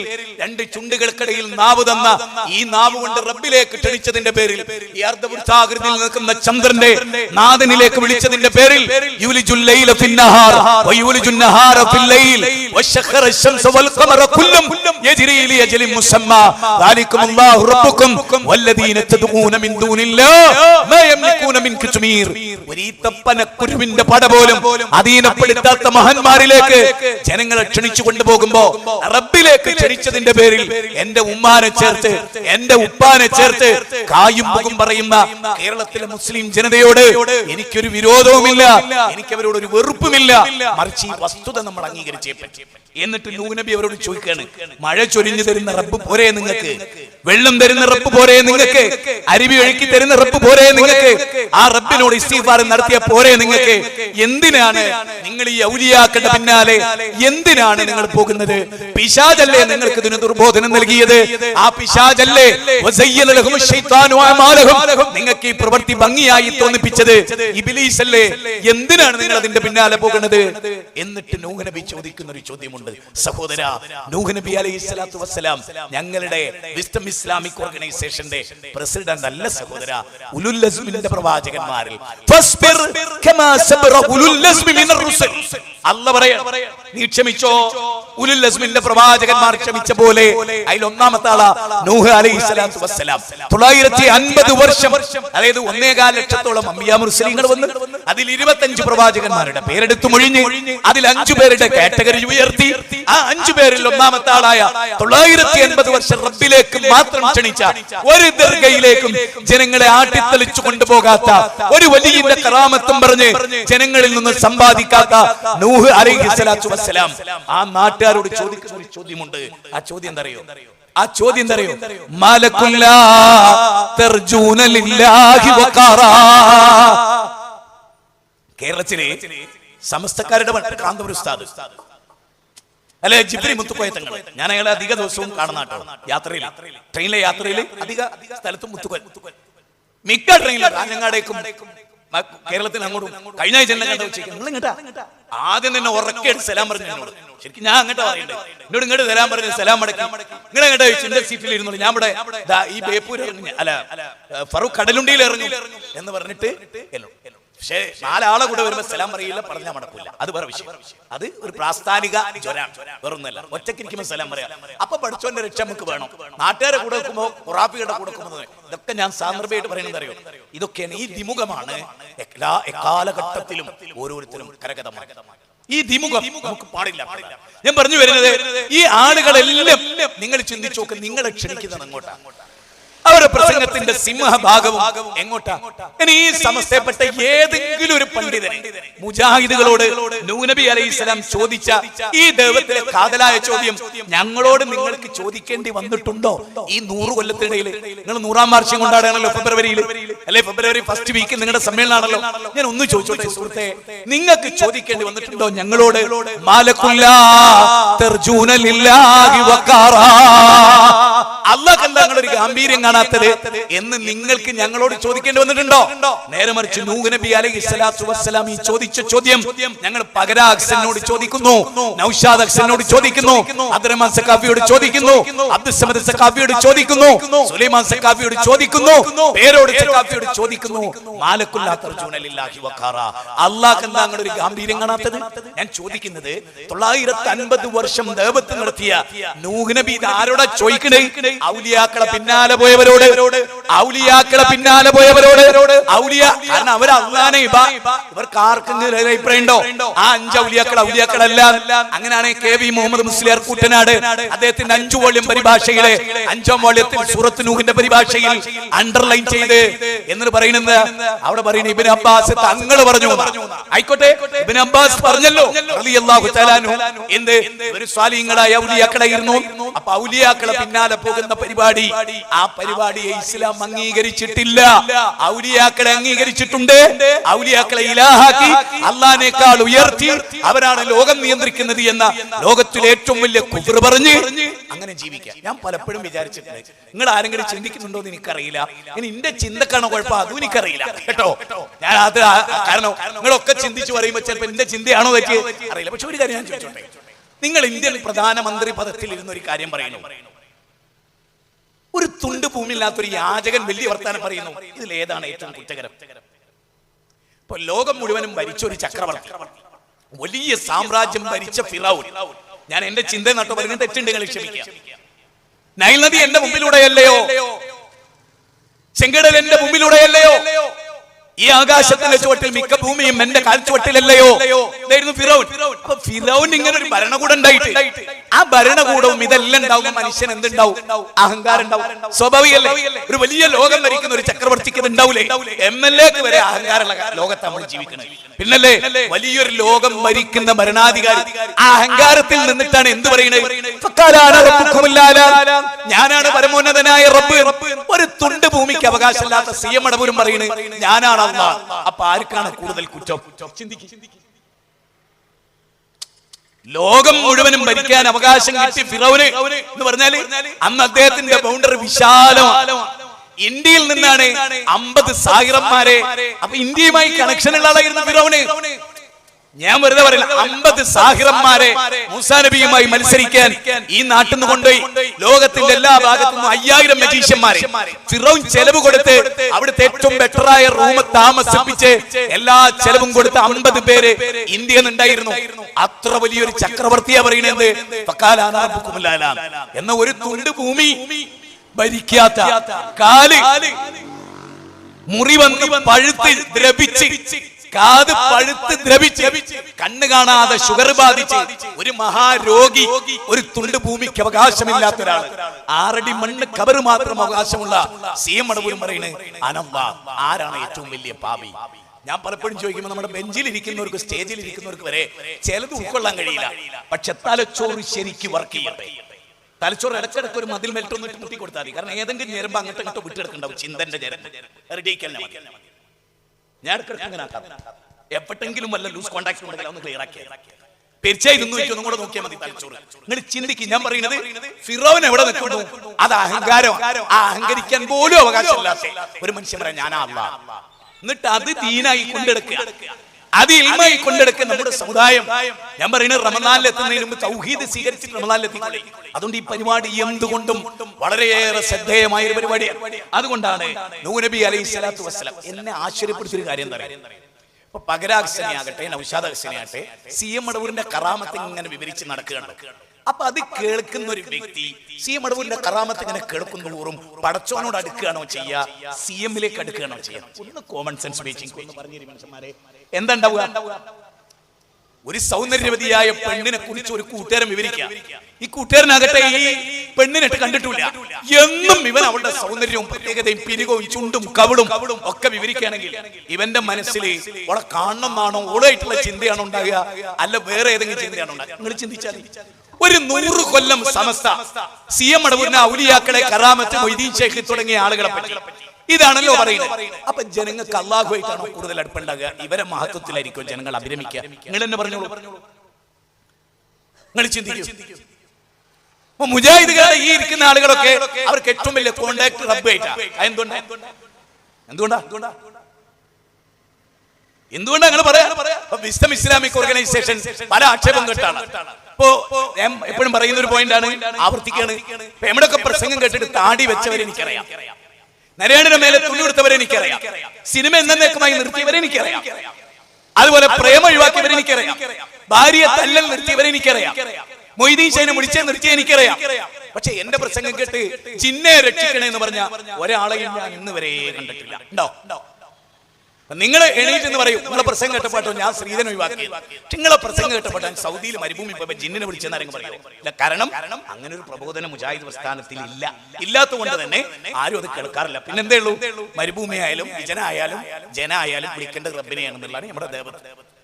ഇവിടെ ഞാൻ പറയുന്നത് നൂനബി പറയാൻ, എന്നിട്ട് അവരോട് ചോദിക്കണത്, നിങ്ങൾ എന്താണ് ഈ മഹാന്മാരെ മഹത്വം പറഞ്ഞിങ്ങനെ നടക്കണേ, ഔലിയാക്കളെ വാഴ്ത്തിങ്ങനെ നടക്കണേ? അക്കൂട്ടത്തിൽ ഇതെങ്ങനെയാണ് സിമ്പിൾ ചെയ്യേണ്ടത് എനിക്കറിയില്ല. നിങ്ങളുടെ റബ്ബിനെ നിങ്ങൾ മറന്നു പോവുകയാണല്ലോ. നിങ്ങൾക്ക് സമൃദ്ധമായ മഴ ചൊരിഞ്ഞു തരുന്ന, നിങ്ങൾക്ക് വെള്ളം നൽകുന്ന, അരുവികൾ ഒഴുക്കി തരുന്ന, സന്താനങ്ങൾ നൽകുന്ന, സമ്പത്ത് നൽകുന്ന റബ്ബിനെയൊക്കെ മറന്ന് ഇതൊന്നും തരാത്ത മരിച്ചുപോയ 5 ഔലിയാക്കളെ പിന്നാലെയാണല്ലോ നിങ്ങൾ പോകുന്നത്. എന്നിട്ട് നബി ഈ അള്ളാഹുവിന് നിങ്ങളുടെ ഒരു ഗാംഭീര്യവും കാണുന്നില്ലേ എന്ന് ചോദിച്ചിട്ട് പിന്നെ ചോദിക്കണമെന്നറിയോ, എങ്ങനെയുള്ള അള്ളാഹു? പിന്നെ അള്ളാഹുലേക്കാണ് ക്ഷണിക്കണേ. ശരിക്കും ശ്രദ്ധിക്കൂ മനുഷ്യരെ. അലം തറ കൈഫ ഖലഖല്ലാഹു സബ്അ സമാവാതിൻ തിബാക. അല്ല, 7 അടുക്കുകളായി 7 പാളികളായി അള്ളാഹു ആകാശത്തെ സൃഷ്ടിച്ചത് നിങ്ങൾ കാണുന്നില്ലേ? നോക്കൂ, അള്ളാഹു, അതായത് നിങ്ങൾ അള്ളാഹു ഒരു ഗാംഭീര്യം കാണുന്നില്ലേ എന്ന് ചോദിച്ചിട്ട് എങ്ങനെയുള്ള അള്ളാഹു? സബ്അ സമാവാതിൻ തിബാക, 7 ആകാശത്തെ അടുക്കുകളായി സൃഷ്ടിച്ച അള്ളാഹു. വജാലൽ ഖമറ ഫീഹിന്ന നൂറൻ വജാല ശംസ സിറാജാ. അതെ, അവയിൽ സൂര്യനെ ഒരു വിളക്കും ചന്ദ്രനെ ഒരു പ്രകാശവുമാക്കിയ റബ്ബ്. 16ാമത്തെ വചനം. അടുത്തതോ വല്ലാഹു അംബതകും മിനൽ അർളി നബാതാ. ഭൂമിയിൽ നിന്ന് നിങ്ങളെ ഒരു മുളപ്പിച്ച അല്ലാഹു. സുമ്മ യുഗീദുകും ഫീഹാ വയുഖ്രിജുകും ഇഖ്റാജാ. പിന്നീട് അവൻ നിങ്ങളെ അതിലേക്ക് മടക്കി വീണ്ടും അതിൽ നിന്ന് നിങ്ങളെ ഉയർത്തെഴുന്നേൽപ്പിച്ചു. വല്ലാഹു ജഅല ലക്കുമുൽ അർള ബിസ്വാതാ. അല്ലാഹു ഭൂമിയെ നിങ്ങൾക്കായി വിശാലമായ വിരിപ്പാക്കി തന്നു. ലിതസ്ലുകൂ മിൻഹാ സുബലം ഫിജാജാ. അതിൽ വിശാലമായ വഴികളിലൂടെ നിങ്ങൾ നടത്തിച്ചു. അല്ലാഹുവിന്റെ ഇവിടെ ഞാൻ ചോദിച്ചോട്ടെ, നൂനബിയുടെ ഈ പ്രസംഗം ഔലിയാക്കളിലേക്കാണോ ജനങ്ങൾ അടുപ്പിക്കുക, അള്ളാഹുലേക്കാണോ അടുപ്പിക്കുക? മനുഷ്യരെ മദ്രസ കുട്ടിക്ക് പഠിപ്പിച്ചു കൊടുക്കുന്ന പോലെ പഠിപ്പിക്കുക. എനിക്ക് ഭയങ്കരമായ നെഞ്ചുവേദന വരെ ഇടയ്ക്ക് ഇങ്ങനെ പ്രസംഗിച്ചുകൊണ്ടിരിക്കുമ്പോ. അപ്പൊക്കെ ഞാൻ പറയും, നെഞ്ചിന്റെ താളം തെറ്റി പോരുത്. എന്താ കാരണം? ഇത്ര സിമ്പിളായ അള്ളാഹ് ഖുർആനിൽ വിശദീകരിച്ചിട്ട് നൂനബി അലൈഹിസ്സലാം ഒരു വലിയന്റെ മാത്രം ആദം നബിന്റെ കുറെ പ്രത്യേകതകൾ പറഞ്ഞ പോരെ? ആദം നബിന്റെ കുറെ ഫളായിൽ ഇങ്ങനെ പറഞ്ഞു നടന്നാ പോരെ? പടച്ചവനെ പറ്റി പറയണോ? നൂനബി 950 വർഷത്തിൽ ഒരു മൈക്രോ സെക്കൻഡ് ഒരു വലിയന്റെ മാത്രം പറയാൻ എടുത്തിട്ടില്ല. ചിന്തിച്ചിട്ടുണ്ടോ നിങ്ങൾ? എന്തുകൊണ്ട് എടുത്തില്ല? നിങ്ങളോ നിങ്ങളെ ലൈഫ് മുഴുവനും ഔലിയാക്കളെ പറ്റി പറയണം. നിങ്ങൾക്ക് അള്ളാഹിനെ പറ്റി എന്താ? നിങ്ങൾ ഈ പറയുന്ന നാവ് നിങ്ങൾക്ക് മൊയ്തീൻ ശൈഖ് തന്നല്ല, നിങ്ങൾ ഈ പറയുന്ന കഴിവ് നിങ്ങൾക്ക് മൊയ്തീൻ ശൈഖ് തന്നല്ല. നിങ്ങൾക്ക് എന്തൊക്കെ ഉണ്ടോ അതൊക്കെ തന്ന റബ്ബാ. നിങ്ങൾ ഒരു ഭാഗത്ത് നിങ്ങൾ ചെറിയ തോതിൽ അംഗീകരിക്കും. എന്നിട്ട് ആ റബ്ബിനോട് നിങ്ങൾക്ക് കടപ്പാട് കുറഞ്ഞു വരുന്നത്. എന്തൊരവസ്ഥയത്! ഇതെന്തൊരവസ്ഥയാണ്? നമ്മൾ പറയല്ലോ, സാധാരണ സിമ്പിളായ ഒരു ഉദാഹരണമാണ്. കൂറ് അവിടെയും ചോറ് ഇവിടെയും. അല്ലാഹു സുബ്ഹാനഹു സൂറത്തുൽ ലുഖ്മാൻ സാന്ദർഭികമായി എടുത്തുകൊണ്ടിരിക്കുകയാണ്. സൂറത്തുൽ ലുഖ്മാനിലെ ഒരു ചോദ്യമുണ്ട്. خلق السماوات بغير عمد ترونها وألقى في الأرض رواسي أن تميد بكم وبث فيها من كل دابة فأنزلنا من السماء ماء فأنبتنا فيها من كل زوج كريم هذا خلق الله فأروني ماذا خلق الذين من دوني فأروني അവലംബങ്ങളില്ലാതെ ആകാശത്തെ നാട്ടി നിർത്തിയ അല്ലാഹ്, ഭൂമി നിങ്ങളെയും കൊണ്ട് ഇളകാതിരിക്കാൻ പർവ്വതങ്ങളെ ആണികളാക്കിയ അല്ലാഹ്. ശരിക്കും ഞാനിങ്ങനെ ചിന്തിക്കണേ, അതായത് ആകാശത്തെ നാട്ടി നിർത്തിയത് അല്ലാഹ്, ഭൂമിയിൽ പർവ്വതം ഉണ്ടാക്കിയത് റസൂൽ. ഇങ്ങനെ ഒരു പരാമർശം ഉണ്ടോ ഖുർആനിൽ? ഇല്ല. എന്തല്ലാത്ത റസൂലിനൊരു പങ്കുല. റസൂൽ വരുമ്പോ പർവ്വതമുള്ള നാട്ടിലാ ജനിച്ചേ. നബി ജനിച്ചതന്നെ പർവ്വതമുള്ള നാട്ടിലാ. അപ്പൊ പിന്നെ ആ പർവ്വതം നിർമ്മിച്ച നബി ആവൂലല്ലോ. ശ്രീരാമൻ ജനിച്ചത് തന്നെ പർവ്വതമുള്ള ഇടത്തില, വെള്ളമൊഴുകുന്ന അരുവിയുള്ള ഇടത്തില. ദശരഥ മഹാരാജാവിന് ശാപം കിട്ടി. അങ്ങനെയാ. ഞാൻ അതിലേക്കൊന്നും പോണില്ല. ഇവിടെ മുസ്ലിങ്ങൾ നമ്മളിപ്പോ ക്യാൻവാസ് ചെയ്യുന്നില്ല. ഞാൻ പറയുന്നത് ശരിക്കും ചിന്തിക്കാൻ വേണ്ടിയാ പറയുന്നത്. നൂഹ് നബി അലൈഹിസ്സലാത്തു വസ്സലാം ഈ അനുഗ്രഹങ്ങളൊക്കെ എണ്ണി പറഞ്ഞു. ഇനി ഞാൻ പറയണ നിങ്ങളൊന്ന് ചിന്തിക്കും. അല്ലാഹ് ചെയ്തു. അതുകൊണ്ടാണല്ലോ ഖുർആൻ അവിടെ ചോദിക്കുന്നത് ഹാദാ ഖൽഖുല്ലാഹ്, ഇതൊക്കെ അല്ലാഹ് മഴ ചൊരിഞ്ഞ അള്ളയാണ്, പച്ചക്കറി മുളപ്പിക്കുന്ന അള്ളയാണ്. ഫൽയൻദുറിൽ ഇൻസാനു ഇലാ തുആമി അന്ന സബബനൽ മാഅ സബ്ബ സുമ്മ ശഖഖനൽ അർള ശഖ ഫഅംബത്നാ ഫീഹാ ഹബ്ബൻ വഇനബ വഖൽബ വസൈതുനൻ വനഖല വഹദായിക ഗുൽബ വഫാകിയതുൻ വഅബ്ബ അതാഅ ലക്കും വലിയൻആമിക്കും. 80-ാം അധ്യായമാണ്, 24 മുതലുള്ള വചനമാണ്. ഈ വചനത്തിൽ പറയുന്നത് ഭൂമിയിൽ പച്ചക്കറികള്, ധാന്യങ്ങള്, ഫ്രൂട്ടുകള്, ചോളം, അങ്ങനെ പലതും, പയറുവർഗ്ഗങ്ങള്, ഇതൊക്കെ തന്നതിനെ കുറിച്ച് അല്ലാഹു സുബ്ഹാനഹു വ തആല സംസാരിക്കുക. ഇതൊക്കെ തന്നത് റബ്ബാന്ന് പറയാ. എന്നിട്ട് റബ്ബ് ചോദിക്കുന്ന ചോദ്യം എന്നറിയോ? ഹാദാ ഖൽഖുല്ലാഹ്, ഇതൊക്കെ അല്ലാഹുവിന്റെ സൃഷ്ടിയാണ്. ഫഅറൂനി, സമസ്തക്കാരെ നിങ്ങൾ എനിക്ക് കാണിച്ചു തരൂ. മാദാ ഖലഖല്ലദീന മിൻ ദൂനി, അല്ലാഹുക്ക് പുറമെ നിങ്ങൾ വിളിക്കണ ഔലിയാക്കള്, നിങ്ങൾ വിളിക്കണ അമ്പിയാക്കള്, മരണപ്പെട്ടവരെ സൃഷ്ടിച്ച എന്തെങ്കിലും ഒന്നുണ്ടെങ്കിൽ നിങ്ങൾ എനിക്ക് കാണിച്ചു തരൂ. ഇങ്ങനെ ഒരു പ്രസംഗം കാന്തപുര ഉസ്താദ് മരിക്കണതിനിടക്ക് നടക്കുവോ? ജിഫ്രി മുത്തുക്കോയ്കൾ നടത്തുവോ? അല്ല. കാരണം ഇങ്ങനെ പ്രസംഗിച്ചാൽ അള്ളാന്റെ അടുത്തേക്ക് ആളെ കിട്ടും, ഖബറിലേക്ക് ആളെ കിട്ടൂല, ദർഗന്റെ നേരെ ആളെ കിട്ടും. ഈ ആയത്ത് ഉപയോഗിച്ച് പ്രസംഗിച്ചാൽ, സമസ്തക്കാര് പ്രസംഗിച്ചാൽ ദർഗന്റെ നേരെ ആളെ കിട്ടുവോ? കിട്ടൂലേ? ഔലിയ. നിങ്ങൾ വേറൊരു കാര്യം ശ്രദ്ധിച്ചോ, എല്ലാരും ശ്രദ്ധിക്കണം. ഇപ്പൊ മൊയ്തീൻ ഷെയ്ഖിന് വാല്യൂ ഇല്ല. ശ്രദ്ധിച്ചോ, മൊയ്തീൻ ഷെയ്ഖ് അപൂർവമായിട്ട് പറയപ്പെടുന്ന ഒരാളാണ്.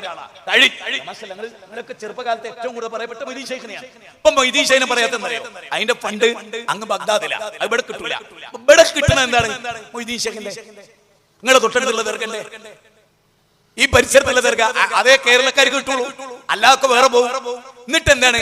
അജ്മീർ ദർഗയിലേക്ക് ക്ഷണിക്കുന്നതിന് പകരം പാവങ്ങളുടെ മദീനയാണ് വായക്കാട്ട് നൂറെ അജ്മീർ എന്നാ പറയുന്നത്.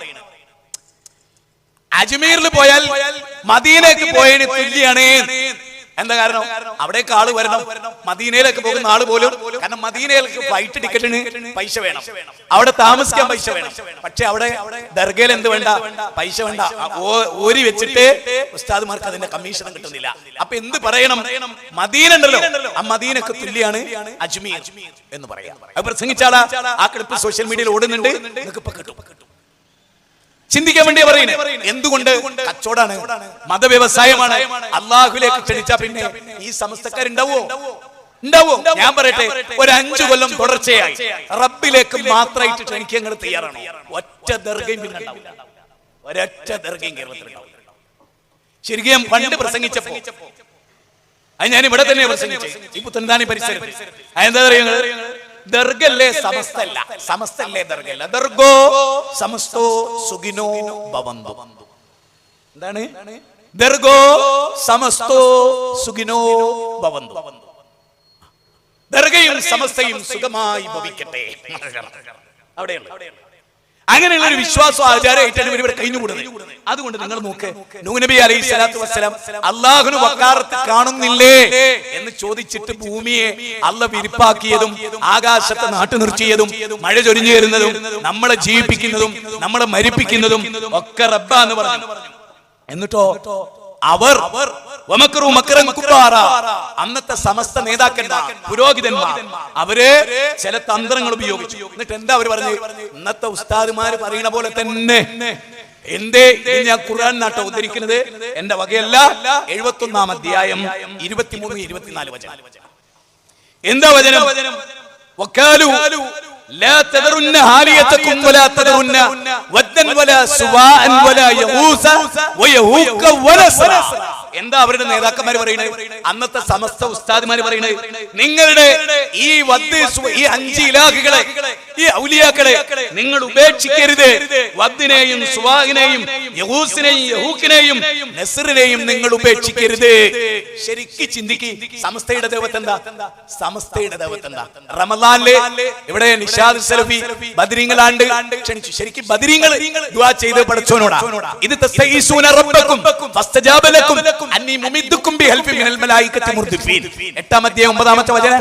പഠിച്ചവനോട് ഇസ്തിഗാസ നടത്തി. നിങ്ങളോ ബദർ ദിനത്തിൽ ബദരീങ്ങളോട് ഇസ്തിഗാസ. ഇതിനെവിടെയാ തെളിവ്?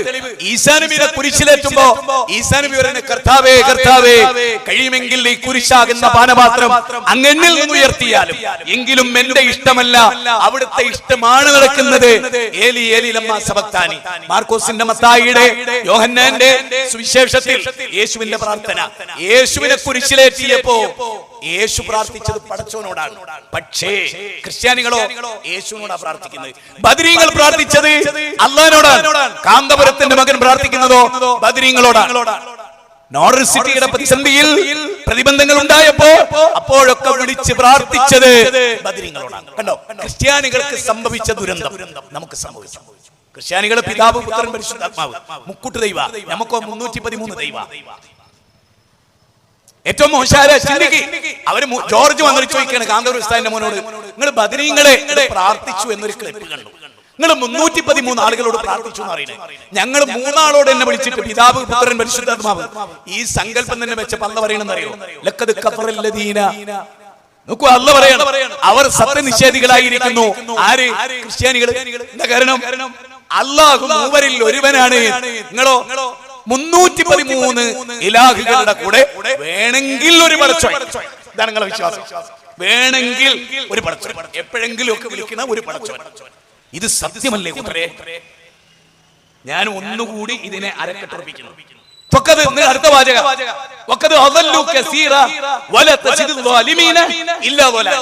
അവർ അനേകരെ വഴിതെറ്റിച്ചു. എങ്ങനെ? വിശുദ്ധ ഖുർആൻ 24-ാമത്തെ വചനം 71-ാം അധ്യായത്തിൽ പറയുന്നത്, ഔലിയാക്കളെ വക്കാറത്ത് കാണിച്ച് ഔലിയാക്കളെ പിന്നാലെ പോയ, ഔലിയാക്കളെ വിളിച്ച് സഹായം തേടിയ, ഔലിയാക്കളോട് ഇസ്തിഗ്ഫാർ നടത്തിയ ജനതയെ പറ്റി ഖുർആൻ പറയുന്നത് എന്താണ്? അവർ ധാരാളം ആളുകളെ ഹിദായത്തിലാക്കി എന്നല്ല, വഴിപിഴപ്പിച്ചു. പിന്നെയോ അക്രമികൾക്ക് വഴികേടല്ലാതെ എന്തു വർദ്ധിപ്പിക്കാനാണ്? അത് മാത്രമാണ് അവർക്ക് വർദ്ധിപ്പിക്കേണ്ടത്.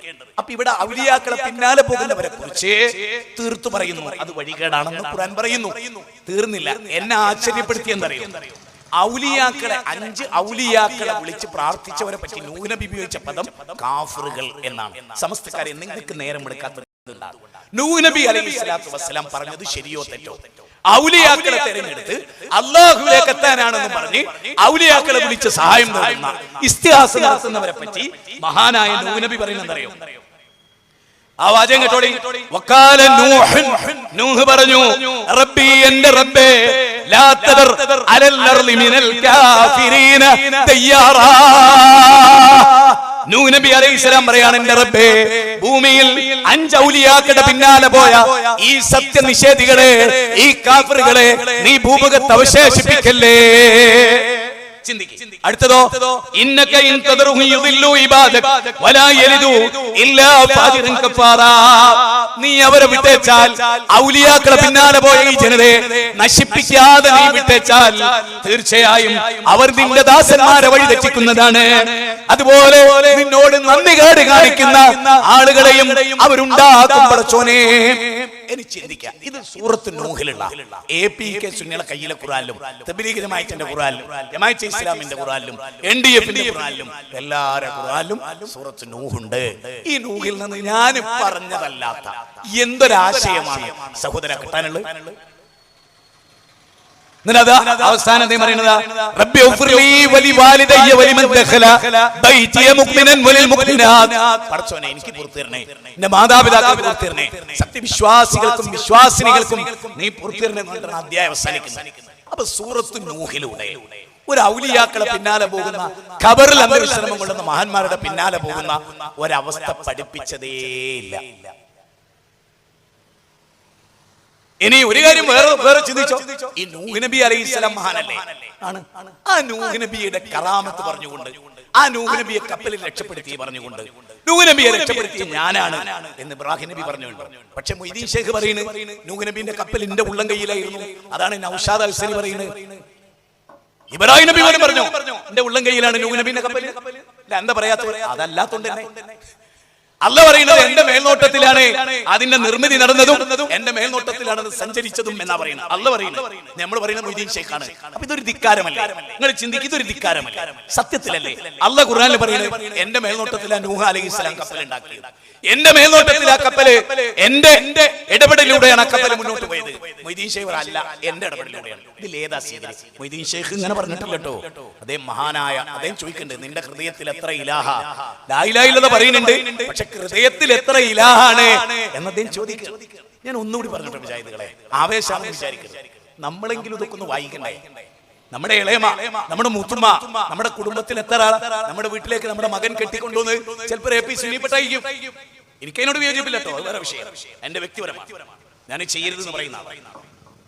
കാരണം അല്ലാഹു ഖുർആനിൽ പറഞ്ഞത് തൗഹീദുള്ളവരെ കല്യാണം കഴിക്കണം, ശിർക്കുള്ളവരെ കല്യാണം കഴിക്കരുത് നല്ല തീർത്തു പറഞ്ഞു. മൊയ്തീൻ ഷേഖിനെ രക്ഷിക്കണേ എന്നത് പച്ച ശിർക്കാണ്. അത് വിളിക്കുന്ന ഒരു പെൺകുട്ടിനെ ഒരു മുജാഹിദ് കുടുംബത്തിലേക്ക് കെട്ടിക്കൊണ്ടുവരാൻ പാടില്ല. കാരണം അല്ലാഹു പറഞ്ഞ ഖുർആനെതിരാണ്. സൂറത്ത് ബയ്യനയുടെ 5-ാമത്തെ വചനത്തിൽ പറയുന്ന ദീനുള്ള കുട്ടിനെ കല്യാണം കഴിക്കണം. എന്നിട്ട് അല്ലാഹു പറഞ്ഞു ദീൻ എന്ന് പറഞ്ഞാൽ അല്ലാഹനെ മാത്രം വിളിക്കലാണ്. ഖുർആൻ പറഞ്ഞു അല്ലാഹനെ മാത്രം വിളിക്കലാണ് ഇബാദത്ത്. അതാണ് ദുആ. അദ്ദുആ ഹുവൽ ഇബാദ. സുമ്മ ഖറ ഫഖാല റബ്ബുകും ഉദ്ഊനി അസ്തജിബ് ലക്കും ഇന്നല്ലദീന യസ്തക്ബിറൂന അൻ ഇബാദ. ദുആ ആണ് ഇബാദത്ത്. അത് അല്ലാഹനോട് മാത്രമേ ചെയ്യാവൂ. അതുകൊണ്ട് തന്നെ ഞാൻ നിങ്ങളോട് പറയുന്നത് ആദർശം ഒന്ന് കണിശപ്പെടുത്തണം. ഇനി ഇബ്രാഹിം നബി അലൈഹിസ്സലാത്തു വസ്സലാം, ഇബ്രാഹിം നബി അലൈഹിസ്സലാത്തു വസ്സലാം ബാപ്പാനോട് പറഞ്ഞെന്താ? യാ ബത്തി, എന്റെ ഉപ്പ, ലിമ തഅബുദു മാ ലാ യസ്മഉ വലാ യുബസിറു വലാ യുഗ്നി അൻക ശൈഅ. ഇബ്രാഹിം നബിക്ക് മുമ്പ് കുറെ നബിമാര് കഴിഞ്ഞിട്ടില്ലേ, മരിച്ചുപോയിട്ടില്ലേ? അവർക്ക് അല്ലാഹ് കഴിവ് കൊടുത്തിട്ടുണ്ടെന്നും അവരോടും തേടാമെന്നും അങ്ങനെ ഒരു തേട്ടേയില്ലല്ലോ. മുഹമ്മദ് നബി സല്ലല്ലാഹു അലൈഹി വസല്ലം വരെ ഒരു നബിയും അങ്ങനെ ഒരു ആശയം പ്രസംഗിച്ചില്ലല്ലോ. ഇന്നത്തെ ഉസ്താദുമാര് പ്രസംഗിക്കുന്ന പോലെ ഒരു ആശയം എന്തുകൊണ്ട് അവരാരും പ്രസംഗിച്ചില്ല? വേണ്ടെന്നേ, അള്ളാന്റെ ഖുർആനിൽ അള്ളാനെ വിളിക്കാവൂ എന്നൊക്കെ പറയുമ്പോഴും ആളുകൾ തെറ്റിദ്ധരിക്കാൻ സാധ്യതയുണ്ട്. നബിയെ മൊയ്തീൻ ഷേഖിനെ വിളിക്കാൻ പാടില്ല, അല്ലെ മരിച്ചുപോയ മരണപ്പെട്ടു പോയ വലിയനെ വിളിക്കാൻ പാടില്ല, തെറ്റിദ്ധരിക്കാൻ സാധ്യതയുണ്ട്. നബിയെ അത് വിളിക്കാൻ കുഴപ്പമില്ല, അള്ളാഹ് കൊടുത്ത കഴിവെന്നാന്ന് മനസ്സിലാക്കിയാൽ മതി. ഇലാഹാണെന്ന് വിശ്വസിക്കാതിരുന്ന അത് അള്ളാഹ് അങ്ങ് പറഞ്ഞ പോരെ. നമ്മളെങ്ങനെ തർക്കിച്ച് തമ്മിൽ തല്ലിക്കേണ്ട കാര്യം അള്ളാഹ് ഉണ്ടായിരുന്നോ? ഏറ്റവും ചൊവ്വായതിലേക്ക് നിങ്ങളെ നയിക്കുന്നു എന്ന് പറഞ്ഞൊരു ഗ്രന്ഥത്തിന് തൗഹീദിന്റെ കാര്യത്തിൽ പോലും ക്ലാരിറ്റി ഇല്ലാന്നോ? അതിനുവേണ്ടി കുറെ മൊയ്ലിയാമാര് വരണമെന്നോ? അതെന്തൊരു കഷ്ടമാണ്. ഇതൊക്കെ മൊയ്ലിയാമാരെ വായ കൊണ്ട് പറയല്ലേ, സത്യത്തിലല്ലേ? നിങ്ങൾ ചിന്തിച്ചു, ഒരു തെളിവുണ്ടായിട്ട് പറയാണോ? അപ്പൊ നമ്മൾ ചിന്തിക്കും മുഹമ്മദ് നബി സല്ലല്ലാഹു അലൈഹി വസല്ലം എന്നല്ലോ. ഒരു കാര്യം ഉറപ്പല്ലേ, നബിക്ക് ശേഷം ഒരു നബി ഉണ്ടായിട്ടില്ലല്ലോ. നബിയുടെ മുമ്പല്ലേ എല്ലാ നബിമാരും. എന്തൊക്കെ ക്വാളിറ്റികൾ ഉണ്ടോ ആ ക്വാളിറ്റികളുള്ള മുഴുവൻ നബിമാരും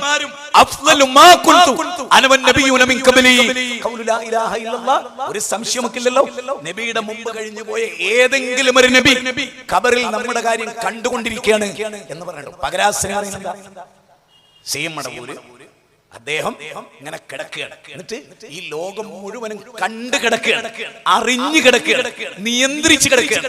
ലോകത്ത് എവിടൊക്കെ ഫ്ലൈറ്റ് പറക്കുന്നുണ്ടോ അത് ഒന്നശ്രദ്ധമായാൽ, ആര് CM മടവൂര് ഒന്നശ്രദ്ധമായാൽ പ്ലെയിനുകൾ കൂട്ടിയിടിക്കും, സംഭവിക്കും. അപാരമായ യക്കീനാണ് അയാൾ. സത്യമാണ്, കുഫറിൽ ഇത്ര യക്കീനുള്ള ഒരു പടപ്പിനെ ലോക ചരിത്രത്തിൽ ഞാൻ കണ്ടിട്ടില്ല. പ്രിയപ്പെട്ടവരെ, ഞാൻ ഇങ്ങനെ പറയുമ്പോൾ തെറ്റിദ്ധരി പഠിച്ചിട്ട് ഞാൻ പറയാം. ലോകത്ത് ഒരു പ്രാസംഗികനായത് മുതൽ ഇന്നോളം കുഫർ മാത്രം ജീവിതത്തിൽ ഒരിക്കൽ റബ്ബിനോട് നന്ദി കാണിക്കാത്ത ഒരു നിരീശ്വരവാദി പോലും ചിലപ്പോൾ അബദ്ധത്തിൽ പടച്ചോനെ എന്ന് വിളിച്ചു. അങ്ങനെ വിളിക്കാത്തൊരു പടപ്പിന്റെ പേരാണ് പകരാവസ്ഥനി എന്ന് പറയുന്ന ഒരു ജന്മം. ഞാൻ അദ്ദേഹത്തെ ദർശനത്തിൽ നിന്ന് നാട്ടിൽ പോയി ചാലിയത്ത്. അവിടുന്ന് ഞാൻ ചോദിച്ചു, അക്സനി, റബ്ബിനെ കുറിച്ച് 1 മിനിറ്റ് നിങ്ങൾ പ്രസംഗിച്ച ഒരു പ്രഭാഷണം ക്ലിപ്പായിട്ടിടാമോ? അതിന് അദ്ദേഹം മറുപടി പറഞ്ഞേക്കണ്ടെങ്കിൽ, ഞാൻ അള്ളാഹിനെ പറ്റി 1 മിനിറ്റും പ്രസംഗിച്ചിട്ടില്ല, ഞാൻ റസൂലുള്ളാഹിനെ പറ്റി പ്രസംഗിക്കുന്നുണ്ട്, എനിക്ക് സ്വർഗത്ത് പോകാൻ അത് മതി. നിഷേധിക്കാൻ കഴിയോ? നമ്മൾ ചിന്തിച്ച പ്രവാചകന്മാർ വന്നിട്ട് അള്ളാഹുലേക്ക് 24 മണിക്കൂറും ജനങ്ങളെ ക്ഷണിക്കുക. നമ്മളോ അത് മറന്നു തന്നെ പോയിരിക്കുന്നു. അത് മറന്ന് 18-ാം അധ്യായം എല്ലാ വെള്ളിയാഴ്ച ഓതുന്ന എന്താ ഇതിനർത്ഥം? മുജാഹിദുകളെ നമുക്കും അറിയില്ലട്ടോ, മനസ്സിലാക്കിക്കൂടി കുറ്റപ്പെടുത്തുക എന്ന് വിചാരിക്കണ്ട. സ്വയം ശുദ്ധീകരിക്കാത്തവരൊന്നും നല്ലോലല്ല. ഇത് തെറ്റൊക്കെ മറ്റോൽക്കാണ് നമുക്കില്ല. നമുക്കുള്ള ഏറ്റവും വലിയ തെറ്റെന്താ അറിയോ? ഈ വയുന്തിറല്ലദീന കാലുത്തഖദല്ലാഹു വലദന്റെ അർത്ഥം പഠിച്ചില്ല മുജാഹിദുകൾ. അപ്പൊ നിങ്ങൾ ചോദിക്കുക, എന്താ ക്രിസ്ത്യാനിനോട് ഓന്റെ വിശ്വാസം ശരിയല്ല എന്ന് പറയാൻ അള്ളാഹ് നമ്മളോട് പറയാ? നമ്മൾ എത്ര പേര് പറഞ്ഞു? ക്രിസ്ത്യാനിന്റെ വിശ്വാസം ശരിയല്ലെന്നും അതിനെതിരെ താക്കീത് കൊടുക്കേണ്ടവരാണെന്ന് പറയാണ്. അല്ലാതെ ക്രിസ്മസ് ട്രീ വെക്കല്ല, അവിടെ പോയിട്ട് അവലെ നക്ഷത്രം തൂക്കല്ല, പിന്നെ അവരോട് പോയി പറയുന്നത് തൂക്കരുത്, ഇത് ശരിയല്ല, ബൈബിൾ പ്രകാരം ശരിയല്ല. നമ്മളെ പറയുന്നോ ഇതൊക്കെ പറഞ്ഞാൽ കുറച്ച് പ്രയാസം ആണ്. സ്വർഗം പ്രയാസമുള്ള കഴുത്ത എത്ര കഴുത്തുകൾ അരിഞ്ഞിരുന്നു പ്രവാചകന്മാരുടെ. എന്തിന്? പച്ച തൗഹീദ് പറഞ്ഞു. അങ്ങോട്ട് അരിയല്ല, ഇങ്ങോട്ട്. മുസ്ലിങ്ങൾ അങ്ങോട്ടല്ല, യഥാർത്ഥ മുസൽമാന്റെ കഴുത്ത് ഇങ്ങോട്ട്. അല്ലേ? പശുവിനെ ആരാധിച്ചു എന്ന് പറഞ്ഞിട്ട് ഏതെങ്കിലും ഒരു ഹിന്ദു മുസ്ലിമിന്റെ കൈ കൊണ്ട് കൊല്ലപ്പെട്ടത് നിങ്ങൾക്ക് ആർക്കെങ്കിലും ഓർമ്മ ഉണ്ടോ? നിങ്ങളുടെ ആയുസ്സിനിടയിൽ ഒരു പശുവിനെ ആരാധിച്ചു എന്ന് പറഞ്ഞിട്ട് ഒരു ഹിന്ദുവിനെ മുസ്ലിമിന്റെ കൈകളാൽ കൊല്ലപ്പെട്ടിട്ടുണ്ടോ? ഇല്ല. 28ലധികം മുസ്ലിങ്ങൾ പശു ആരാധകരുടെ കൈകളാൽ കൊല്ലപ്പെട്ടു. അപ്പൊ വിഷയം ആർക്കാ? മക്കയിൽ നിന്ന് മദീനയിലേക്ക് നബി പോയി, അബൂജഹൽ പോയില്ല. മക്കയിൽ ഈ ജീവിക്കരുത് എന്ന് നബി പറഞ്ഞില്ല, നബിയോട് അവര് പറഞ്ഞു. അപ്പൊ നമ്മളെ സ്വന്തം നാട്ടിൽ ജനിച്ച് സുഖമായിട്ട് തിന്നും കുടിച്ചും ജീവിച്ചു മരിക്കുക. എന്നിട്ട് നമ്മൾ പറയുന്നത് എന്താണ്? ഞങ്ങളുടെ പ്രവാചകന്മാരുടെ പിന്മുറക്കാരാണ്. എനിക്ക് സംശയമുണ്ട്, ആണോ അല്ലേ? സുഖലോലുപന്മാരാണ്. ഒന്ന് പറഞ്ഞു നോക്ക്. റോട്ടിലിറങ്ങി തൗഹീദ്, ക്ഷേത്രത്തിന്റെ അങ്ങനത്തെ കയറിയോട് തൗഹീദ് പറഞ്ഞു നോക്ക്, ചർച്ചിന്റെ മുറ്റത്ത് നിന്ന് തൗഹീദ് പറഞ്ഞു നോക്ക്. പറയാ എന്താ ഉണ്ടാവുക? ആ തൗഹീദ് ഇവിടെ പറയുന്നുണ്ടോ അല്ലേ?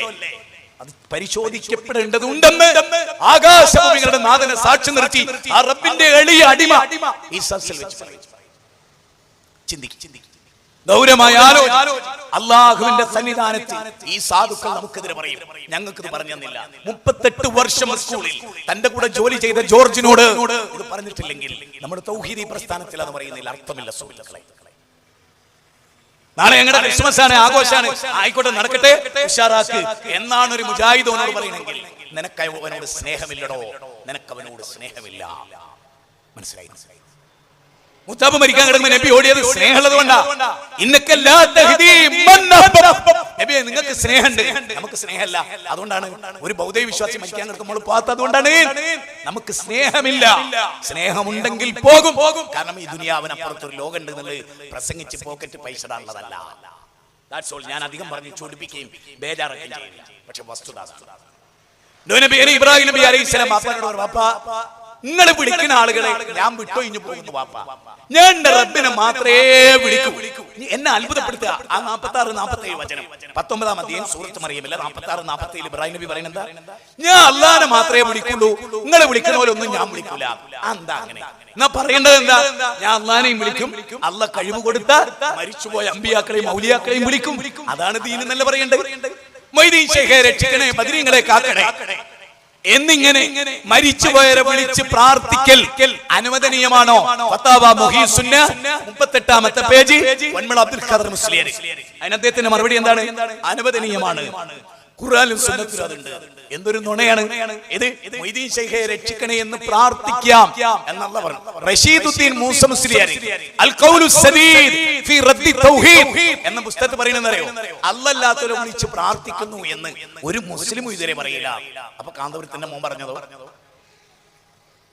തങ്ങൾ പറഞ്ഞതോ, ഇവരൊക്കെ എഴുതിയതോ പ്രാർത്ഥന അള്ളാഹിനോട് മാത്രമുള്ള ഇബ്ലീസിന്റെ വാദമാണെന്ന് ആഷിം നൈമി എഴുതിയതോ വഴിവിരിഞ്ഞവർക്ക് എന്ത് പറ്റി എന്ന പുസ്തകത്തിൽ കീലത്ത് മുഹമ്മദ് മാഷിക്ക് മാത്രം നന്ന ദേഷ്യം പിടിക്കും. ഇതിന് കീലത്ത് പറയും വഹാബികൾക്കൊരു മാത്രവും മൊറാർജിക്കൊരു മൂത്രവും. അതെന്ന് ജീവിച്ചിട്ട് പൂർണ്ണ കിടപ്പിലാണെന്നാണ് ഞാൻ മനസ്സിലാക്കുന്നത്. കീലത്ത് മുഹമ്മദ് മാഷി കേട്ടിട്ടുണ്ടോ? പണ്ട് കാലത്ത് ഓടി നടന്ന് സമസ്തയിൽ പ്രസംഗിച്ച ഒരാളാണ് കീലത്ത് മുഹമ്മദ് മാഷി.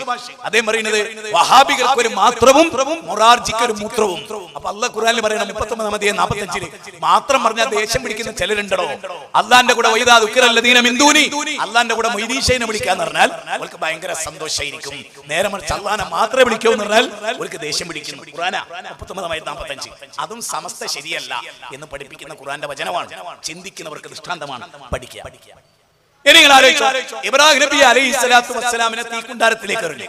അപ്പൊ ജിബ്രീൽ വന്നിട്ട് ചോദിക്കുകയാണ്, എന്റെ സഹായം ആവശ്യമുണ്ടോ? ഒരു മലക്ക് വന്നിട്ട് ചോദിക്കുകയാണ്, എന്റെ സഹായം ആവശ്യമുണ്ടോ? അപ്പൊ ഇബ്രാഹിം നബി പറയാണെന്ത്, നിങ്ങളുടെ സഹായം ആവശ്യമില്ല, ഞാൻ എന്തിന് എങ്ങോട്ട് പോകുന്നു എന്നറിയുന്നവനാണ് എന്റെ റബ്ബ്. സാന്ദർഭികമായി ഞാൻ വളരെ ഗൗരവപ്പെട്ട ഒരു കാര്യം പറയാം. നമുക്ക് തിരൂരടുത്ത് BP അങ്ങാടി എന്ന് പറഞ്ഞ ഒരു സ്ഥലമുണ്ട്. തിരൂരടുത്ത് BP അങ്ങാടി. ആന ചവിട്ടി മരിച്ചേ, കഴിഞ്ഞ മുമ്പത്തെ വർഷം ആന ചവിട്ടി മരിച്ചല്ല നേർച്ച. ഇപ്രാവശ്യം ഉണ്ടായിരുന്നു, അവിടെ ഉണ്ടാവും. വരുമാന കേന്ദ്രമാണ്.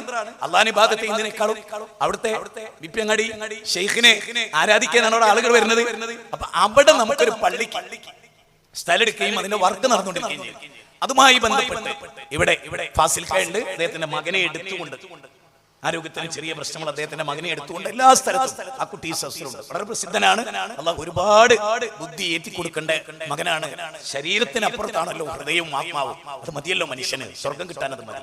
അബ്ദുല്ലാഹിബ്നു മസ്ഊദിന്റെ കാല് വളരെ ദുർബലമായിരുന്നു, വളരെ ക്ഷീണിതമായിരുന്നു. സ്വർഗത്തിലെ ഏറ്റവും ഘനം തൂങ്ങുന്ന കാല് എന്ന് നബി സല്ലല്ലാഹു അലൈഹി വസല്ലം പറഞ്ഞിട്ടുള്ളതാണ്. അതുകൊണ്ട് നിങ്ങൾ എല്ലാവരും ആ ദർഗയുടെ മുറ്റത്ത് നമുക്കൊരു തൗഹീദിന്റെ പള്ളി, സ്ത്രീകൾ പള്ളിയിൽ പോകുന്ന ഒരു പള്ളി, അള്ളാഹനെ മാത്രം ഇബാദത്ത് എടുക്കുന്ന പള്ളി,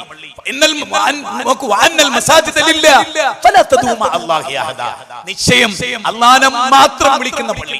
ആ അള്ളാഹിനോടൊപ്പം ശരിക്കും എന്താ അർത്ഥം? പള്ളി അള്ളാഹുവിൻ്റെതാണ്. അവിടെ വെച്ച് അള്ളാഹുവിനോടൊപ്പം നിങ്ങൾ വേറൊരാളെയും വിളിക്കരുത്. അള്ളാഹ്ക്കറിയാം പള്ളിക്കുള്ളിൽ ഖബർ വരുമെന്നും ഖബറാളികൾ വിളിച്ചു പ്രാർത്ഥിക്കുന്ന സമൂഹം ഉണ്ടാകുമെന്നും പള്ളിക്കുള്ളിൽ വെച്ച് ഖുതുബിയത്ത് നടക്കുമെന്നും 1000 വട്ടം മൊയ്തീൻ വിളിക്കുന്ന ഖൗമ് ഇവിടെ ഉണ്ടാകും. അതുകൊണ്ടാണ് പറഞ്ഞത് മഗ്‌രിബിസ്കാരത്തിൽ അള്ളാഹനെ മാത്രം വിളിക്കുക. AP സുന്നികൾ മഗ്‌രിബ് കഴിഞ്ഞിട്ട് ഖുതുബിയത്തിൽ 1000 വട്ടം മൊയ്തീൻ വിളിക്കും. ഖുർആനിൽ എന്താ പറഞ്ഞ്? 72-ാം അധ്യായം സൂറത്ത് ജിന്നിൽ 20 പള്ളി അള്ളാഹിന്റെതാണ്, അവിടെ വെച്ച് അല്ലാത്ത 18-ാമത്തെ വചനം പള്ളി അള്ളാഹുവിന്റെതാണ്, അവിടെ വെച്ച് വേറൊരാളെയും വിളിക്കരുത്. പറയൂ നബിയെ, ഞാൻ എന്റെ റബ്ബിനോടല്ലാതെ ദുആ ചെയ്യുകയില്ല, ഞാൻ അവനിൽ ഒന്നിനെയും പങ്കു ചേർക്കുകയില്ല. നിങ്ങൾ ആലോചിച്ചു, മൂസ അലൈഹിസ്സലാത്തു വസ്സലാം, കലീമുല്ലാഹി മൂസ അലൈഹിസ്സലാത്തു വസ്സലാം, മൂസ അലൈഹിസ്സലാത്തു വസ്സലാം ഫിറൗനിന്റെ കൊട്ടാരത്തിൽ എന്നെ ആശ്ചര്യപ്പെടുത്തിയ ഒരു ചോദ്യമുണ്ട് അവിടെ. ആ ചോദ്യം നിങ്ങൾ ശ്രദ്ധിക്കുക. എന്താ അറിയോ? മൂസ അലൈഹിസ്സലാത്തു വസ്സലാം ഫിറൗനിന്റെ കൊട്ടാരത്തിലേക്ക് പോകുമ്പോൾ പ്രാർത്ഥിക്കാൻ, എന്താ പ്രാർത്ഥന? പടച്ചോനെ, എന്റെ ഹൃദയത്തെ വിശാലാക്കണേ, ഞാൻ പറയുന്നത് മനസ്സിലാകണേ, എന്റെ നാവിന്റെ കെട്ടിക്കൊടുക്ക് തീർത്തു തരണേ, ഞാൻ പറയുന്ന കാര്യങ്ങളൊക്കെ അവർക്ക് മനസ്സിലാകണം, എന്റെ കാര്യങ്ങളൊക്കെ ആക്കണം എന്നൊക്കെ പ്രാർത്ഥിച്ചു റബ്ബിനോടാ. ഫിറൗന്റെ കൊട്ടാരത്തിലേക്ക് തൗഹീദ് പറയാൻ പോകുമ്പോൾ പ്രാർത്ഥിച്ച റബ്ബിനോടാ. കൊട്ടപ്പുറം വാദപ്രതിവാദത്തിൽ മുസ്ലിംമാര് മൊയ്തീൻ ഷെയ്ഖിനെ വിളിച്ച് പ്രാർത്ഥിച്ചിട്ടാണ് തുടങ്ങി. അവിടെ CP ഉമർ സുല്ലമി ഏത് പാട്ടാ പാടിയെന്നറിയോ? അല്ലാഹുമ്മ ലൗലാ അൻത മഹ്തദൈനാ വലാ സ്വദ്ദഖ്നാ വലാ സ്വല്ലൈനാ എന്ന പാട്ട് പാടിയിട്ടാണ് പിന്നെ ഉമർ സുല്ലമി തുടങ്ങി. CP ഉമർ സുല്ലമി തുടങ്ങി. അങ്ങനെ മറുഭാഗത്ത് മൊയ്ലിയാർ തുടങ്ങി മൊയ്തീൻ ഷെയ്ഖിനെ വിളിച്ചിട്ടാണ്. അതാണ് നിങ്ങളും ഞങ്ങളും തമ്മിലുള്ള വ്യത്യാസം. കണ്ടോ, നബി സല്ലല്ലാഹു അലൈഹി വസല്ലം ചെല്ലിയ വരി ഏറ്റു ചൊല്ലിക്കൊണ്ടാണ് CP ഉമർ സുല്ലമി തുടങ്ങി. നിങ്ങളോ നബി ചൊല്ലിയിട്ടില്ല, സ്വഹാബത്ത് ചൊല്ലിയിട്ടില്ല, താബീങ്ങൾ ചൊല്ലിയിട്ടില്ല, താബിങ്ങൾ ചൊല്ലിയിട്ടില്ല, അവരാരും ചെല്ലാത്ത നിങ്ങളുടെ വക മൊയ്തീൻ ഷെയ്ഖിനോട് സഹായം തേടിക്കൊണ്ടാണ് മൊയ്തീൻ ഷെയ്ഖെ ഞങ്ങളെ കൈപിടിക്കണേ എന്ന് പാടിക്കൊണ്ടാണ് കൊട്ടപ്പുറത്ത് നിങ്ങളോ. അതുകൊണ്ടാണ് നിങ്ങൾ പരാജയപ്പെട്ടത്. നിങ്ങൾ ജയിക്കില്ലെന്നല്ല 23-ാം അധ്യായം 117-ാമത്തെ വചനം. അല്ലാത്തവരെ വിളിക്കാൻ അവർക്ക് ഒരു തെളിവുണ്ടാവില്ല. നബി ഒരു തെളിവും കൊണ്ടുവരാൻ പറ്റില്ല. എന്നിട്ട് അവിടെ പറയണമെന്നറിയോ? അങ്ങനെ തെളിവുണ്ടാക്കി വരുന്ന ആ സത്യനിഷേധികൾ, ആ കാഫറുകൾ ഒരു സംവാദത്തിലും ജയിക്കൂല. വല്ലാത്തൊരു പ്രയോഗം. 23-ാം അധ്യായം 117-ാമത്തെ വചന അതും നമ്മൾ വായിച്ചില്ല. വായിക്കാത്തത് കൊണ്ട് ആ മേഖലയിൽ നമുക്കറിയില്ല. ഇനി ഫിറൗന്റെ കൊട്ടാരത്തിലെത്തി, ഫിറൗന്റെ അടുത്തെത്തി മൂസാ നബി അള്ളാനെ പരിചയപ്പെടുത്തുക. സത്യം ഞാനും വിചാരിക്കുകയാണ്, ഫിറൗന്റെ കൊട്ടാരത്ത് പോയിട്ട് അല്ലെങ്കിൽ ഏതെങ്കിലും ഒരു നബീന്റെ മഹത്വം, ഇബ്രാഹിം നബിന്റെ മഹത്വം, നൂഹ് നബിന്റെ മഹത്വം, ആദം നബിയുടെ മഹത്വം, ഇദ്രീസ് നബിയുടെ മഹത്വം, ഇതൊന്നും മൂസ അലൈഹിസ്സലാം പറഞ്ഞില്ലല്ലോ. അതുകൊണ്ടാണല്ലോ ഫിറൗൻ ഇങ്ങനെ ചോദിച്ചു, ഫമൻ റബ്ബുക്കും മായാ മൂസ, നിങ്ങൾ രണ്ടാളും പറയും നീ റബ്ബാരാ മൂസ. അപ്പൊ ഒരു കാര്യം ഉറപ്പായി, അവർ രണ്ടുപേരും കൊട്ടാരത്ത് പറഞ്ഞത് എന്ത്? റബ്ബിനെ കുറിച്ച്. ഞാൻ ഉദാഹരണം പറയാം. കാന്തൂർ AP അക്രം മുസ്ലിയാർ നരേന്ദ്രമോദിനെ കാണാറുണ്ട്. അദ്ദേഹത്തിന്റെ മകനായിട്ട് വലിയ ബന്ധം. ഗുജറാത്തികളുമായി കാന്തപുരത്തിന്റെ മകന് ബിസിനസ് ബന്ധമുണ്ട്. ഞാൻ വെറുതെ പറയില്ല, ചോദിച്ചോ, പരിശോധിച്ചോ. വലിയ ബന്ധം കേന്ദ്രവുമായിട്ടും വലിയ ബന്ധം കേരളവുമായിട്ടുണ്ട്. കാലഘട്ടത്തിലെ പുരോഹിതന്മാരുടെ ഒരു പ്രത്യേകത, അവരുടെ ഭരണകൂടവുമായി ഭയങ്കര ബന്ധത്തിലായിരിക്കും. അതിനൊരു കാരണമുണ്ട്. എന്താ അറിയോ? അവരുടെ കൂടെ ഭൂരിപക്ഷ മതസമൂഹം. അതുകൊണ്ട് ആ ഭൂരിപക്ഷത്തിന്റെ വോട്ട് കിട്ടാൻ വേണ്ടി കേരളവും, ആ ഭൂരിപക്ഷത്തിന്റെ അംഗീകാരം കിട്ടാൻ വേണ്ടി കേന്ദ്രവും അവരോടൊപ്പം നിൽക്കും. നിങ്ങൾ നോക്കും, ജീവിതത്തിൽ എപ്പോഴെങ്കിലും കാന്തപുരത്തിന്റെ മോനോ കാന്തപുരോ നരേന്ദ്രമോദിനോട് തൗഹീദ് പറഞ്ഞിട്ടുണ്ടോ? പറയുന്നു തോന്നുന്നുണ്ടോ? മുഖ്യമന്ത്രിനോട് പറയുന്നു തോന്നുന്നുണ്ടോ? വല്ലാഹിൽ അദീം, എനിക്കൊരു മിനിറ്റ് കിട്ടിയാൽ യൂസുഫ് നബി പറയുന്ന പോലെ ഞാൻ പറയും അർബാബുൻ മുതഫർരിഖൂൻ ഖൈറുൻ അമില്ലാഹി വാഹിദുൽ ഖഹാർ. ല്ലേ 38 39 12 അധ്യായം. യൂസുഫ് നബിക്ക് രണ്ടാളെ കിട്ടിയപ്പോൾ തൗഹീദ് പറഞ്ഞു. പോലെ നമുക്ക് നരേന്ദ്രമോദി ആയാലും അമിത്ഷാ ആയാലും ആരായാലും ഞാൻ ഇരിക്കുന്ന ഒരു വേദിയിലും അവരിരിക്കുന്ന ഒരു വേദി എനിക്ക് കിട്ടിയാൽ ഞാൻ അവരോട് തൗഹീദ് പറഞ്ഞിട്ട് എവിടെ നടക്കും? കാന്തപുരം പറയോ? പറയില്ല. കാരണം ആ തൗഹീദ് പറഞ്ഞ കാന്തപുരത്തിന്റെ സാമ്രാജ്യം പൊളിയും. കാന്തപുരം പറയില്ല, ഇന്ന് വരെ പറഞ്ഞിട്ടില്ല. നാളെ പറയോ നമുക്കറിയില്ല, ഭാവിയാണ്. വല്ല പശ്ചാത്താപം ഉണ്ടായി പറയോ നമുക്കറിയില്ല. പക്ഷെ ഇപ്പോഴത്തെ കാര്യം ഇവിടെ ഫിറൗന്റെ ചോദ്യം എന്താ? ഫമൻ റബ്ബുകുമാ യാ മൂസാ, മൂസാ നീ പറയുന്ന റബ്ബാരാണ്? റബ്ബുനല്ലദീ അഅതാ കുല്ല ശൈഇൻ ഖൽഖഹു സുമ്മ ഹദാ. എന്റെ റബ്ബ് എല്ലാറ്റിനെയും സൃഷ്ടിക്കുകയും അവക്ക് മാർഗദർശനം നൽകുകയും അതിന്റെ ജനിതക കൂടുകളിൽ മുന്നോട്ടുള്ള പ്രയാണത്തിന്റെ സിസ്റ്റത്തെ സംവിധാനിക്കുകയും ചെയ്തവനാണ് എന്റെ റബ്ബ്. അപ്പോ ഫിറൗൻ ഒരു തന്ത്രം എല്ലാ കാലത്തും അങ്ങനെയാ. തൗഹീദ് നമ്മൾ പറയുമ്പോ വലിയ തന്ത്രശാലികൾ ഉപയോഗിക്കുന്ന ഒരു തന്ത്രമുണ്ട്. എന്താണ് ആ തന്ത്രം? ആ തന്ത്രം ഫിറൗനും പയറ്റി. എന്താ ഫിറൗന്റെ തന്ത്രം? ഫിറൗൻ ചോദിക്കുകയാണ്, അങ്ങനെയാണെങ്കിൽ നീ പറയുന്ന റബ്ബിനെ മാത്രമേ വിളിക്കാവൂ എങ്കിൽ ആ റബ്ബിനെയാണ് ആരാധിക്കണ്ടെങ്കിൽ റബ്ബിനല്ലാത്ത വിളിച്ച ബാപ്പാരൊക്കെ മുശ്രിക്കാണോ കാഫിറാണോ? നമ്മൾ ഇന്ന് ചോദിക്കുന്ന സമസ്തക്കാര് ഓരൊക്കെ പൂർവികരൊക്കെ കാഫിറാ, നരകത്തില, 50 കൊല്ലം മുമ്പ് മൊയ്തീൻ വിളിച്ചവരാ എന്ന് ഈ ചോദ്യം ആദ്യം ചോദിച്ച ഫിറൗൻ സഖാഫിയാണ്. ഫിറൗൻ സഖാഫിയാണ് ഈ ചോദ്യം ആദ്യം ചോദിച്ചത്. എന്നെ മൂസാ നബിന്റെ മറുപടി എന്തറിയോ? എന്റെ റബ്ബിന്റെ കിതാബിൽ അവരെ കുറിച്ചുണ്ട്. റബ്ബിന്റെ കിതാബിലുണ്ട്. ഞാനല്ല അവരെ കാഫറും മുശ്രിക്കാണ്. ആ പണി നമുക്കില്ല. എന്നത് ശിർക്കാണ്, എന്നത് കുഫ്റാണ്. അവിടെ നിങ്ങൾ നോക്ക്, മൂസാ നബി അലൈഹിസ്സലാത്തു വസ്സലാമിനെ കുറിച്ച് ഒരു നാടൻ മനുഷ്യൻ പറയുന്നത് ഖുർആൻ പറയുന്നുണ്ട്. സൂറത്ത് യാസീനിലുള്ള പോലെ തന്നെ ആ മനുഷ്യൻ പറയുന്നത് എന്റെ റബ്ബ് അല്ലാഹ് പറഞ്ഞതിന്റെ പേരിലാണോ മൂസാ നബി നിങ്ങൾ കൊല്ലം കളിക്കുന്നത്? അപ്പൊ ആ നാട്ടിൽ മൂസാ നബി പറഞ്ഞുകൊണ്ടിരുന്ന വിഷയം എന്താ? റബ്ബ് റബ്ബ്. അത് ഫിറൗനോടും പറയണം, അത് നരേന്ദ്രമോദിനോടും പറയണം. അപ്പോഴേ നമ്മുടെ ഇസ്ലാമിക സംഘടനയാവും. കേരളത്തിന്റെ മുഖ്യമന്ത്രിയെ ചെന്ന് കണ്ട ഒരു റബ്ബുണ്ട് എന്ന് പറയാത്ത കാലത്തോളം അമ്പിയാക്കളുടെ ദൈവത്ത് പൂർണ്ണാവുന്ന ഒരു സംഘടനയും വിചാരിക്കണ്ട. ഒരു സംഘടനയും വിചാരിക്കണ്ട. ഒരു സംഘടനയും വിചാരിക്കണ്ട. പൂർത്തിയാവുന്നു, എല്ലാം തികഞ്ഞു എന്ന് തോന്നണ്ട എന്നാണ് പറയുന്നത്. ഇനി മഹാനായ ഇബ്രാഹിം നബി നമ്രൂദിന്റെ കൊട്ടാരത്തിൽ പോയല്ലോ. അവിടെ ചെന്നപ്പോ എന്തുണ്ടായത്? എന്തുണ്ടായി? അവിടെ ഈ റബ്ബ് ചോദിച്ചു, സൂര്യനെ അല്ല വിടുന്നു, നീ ഒന്ന് മറുഭാഗത്ത് ശരിയാക്കി. അവിടെയും ചർച്ച റബ്ബാണ്. സൂറത്ത് ബക്കറ എടുത്തു നോക്കി, 258 259 എടുത്തു നോക്കി. അവിടെ എല്ലാം റബ്ബിനെ കുറിച്ചാ ചർച്ച. എല്ലാ നബിമാരും എല്ലാ അമ്പിയാക്കളും ആ റബ്ബിലേക്കാണ് ജനങ്ങളെ ക്ഷണിച്ചത്. ഇനി മുഹമ്മദ് നബി സല്ലല്ലാഹു അലൈഹി വസല്ലം, ഞാൻ അവസാനത്തിലേക്ക് വരികയാണ്. മുഹമ്മദ് നബി സല്ലല്ലാഹു അലൈഹി വസല്ലം ഖുൽ ഹാദിഹി സബീലി അദൂ ഇലല്ലാഹ് അലാ ബസീറത്തിൻ അന വമൻ ഇത്തബഅനി. ഇതാകുന്നു എന്റെ മാർഗ്ഗം. ഞാൻ നിങ്ങളെ റബ്ബിലേക്ക് ക്ഷണിക്കുന്നു. ഞാൻ നിങ്ങളെ റബ്ബിലേക്ക് ക്ഷണിക്കുന്നു. ഞാൻ മാത്രമല്ല, എന്നെ പിൻപറ്റിയവരും. 12-ാം അധ്യായം 108-ാമത്തെ വചനം. هذا بلاء للناس ولينذروا به وليعلموا انما هو اله واحد. സൂറത്ത് ഇബ്രാഹിം 52-ാമത്തെ വചനം. അതിന്റെ അർത്ഥം 52 വചനേ ഉള്ളൂ അതിൽ. 52-ാമത്തെ വചനം എന്താ അറിയോ? ഹാദാ ബലാഉൽ ലിന്നാസ്. ഇത് ജനങ്ങൾക്ക് മുഴുവനുള്ള ഉത്ബോധന, 800 കോടി മനുഷ്യർക്കുമുള്ള ഉത്ബോധനം. നമ്മുടെ കടയിൽ ജോലി ചെയ്യുന്ന ഭാസ്കരേട്ടന്റെ മോനെ സുരേന്ദ്രനോട്, നമ്മുടെ സൂപ്പർ മാർക്കറ്റിൽ ജോലി ചെയ്യുന്ന സുമതിയോട്, ആ സൂപ്പർ മാർക്കറ്റിൽ താടി നീട്ടി നരിയാണിന്റെ മോള് തുണിയെടുക്കുന്ന മുജാഹിദേ, നീ തൗഹീദ് പറഞ്ഞിട്ടില്ലെങ്കിൽ നിനക്ക് സൂറത്ത് ഇബ്രാഹിമുമായി ബന്ധമില്ല. ഈ പ്രസംഗം കഴിഞ്ഞ് ഞാൻ പോയാൽ നിങ്ങൾ ചർച്ച ചെയ്യുന്നറിയോ? നമ്മളെ പറ്റി തന്നെയല്ലേ പറയുന്നത്? അങ്ങളെ പറ്റി തന്നെയാ. നിങ്ങൾക്ക് സംശയമുണ്ട്? ഞാൻ പറഞ്ഞത് നിങ്ങളെ പറ്റി തന്നെയാ. അത് പറയാത്തവരെ പറ്റി തന്നെയാ. അതിൽ വിശ്വത്തിൽ ഒരാൾക്ക് അത് കൊള്ളുന്നുണ്ടോ എങ്കിൽ നിന്നെ തന്നെയാണ് ഉദ്ദേശിച്ചത്. ഒരു സംശയം വേണ്ട. അങ്ങോട്ട് ചെല്ലണ്ട റബ്ബിന്റെ അടുത്ത്. പടച്ചോനെ അല്ല പറയുന്നത് ഇത് നീ ഇതുകൊണ്ട് താക്കീത് കൊടുക്കണം, വലിയ അലമോ അവരെ മനസ്സിലാക്കി കൊടുക്കണം. അല്ല മാത്രാണ് ആരാധനക്കർഹനെന്ന് ഈ 800 കോടി മനുഷ്യരും അറിയണം. അത് നിന്റെ ബാധ്യതയാണ് എന്നാ അല്ല പറഞ്ഞത്. അതുകൊണ്ട് ഈ ചെറിയ ക്ലാസും തസ്കിയത്തൊക്കെ ആയിട്ട് കാലം കഴിച്ചു പോകാന്ന് വിചാരിക്കണ്ട. പബ്ലിക്കിലെ ദൈവത്ത് ഞാൻ ഒന്നുകൂടെ പറഞ്ഞോട്ടെ, നല്ല ദായിമാരുള്ള ഒരു കൂട്ടായ്മയാണ് വെസ്റ്റേൺ ഇസ്ലാമിക് ഓർഗനൈസേഷൻ. മുജാഹിദ് സ്ഥാനത്തിൽ എത്ര ദായിമാരുണ്ട്?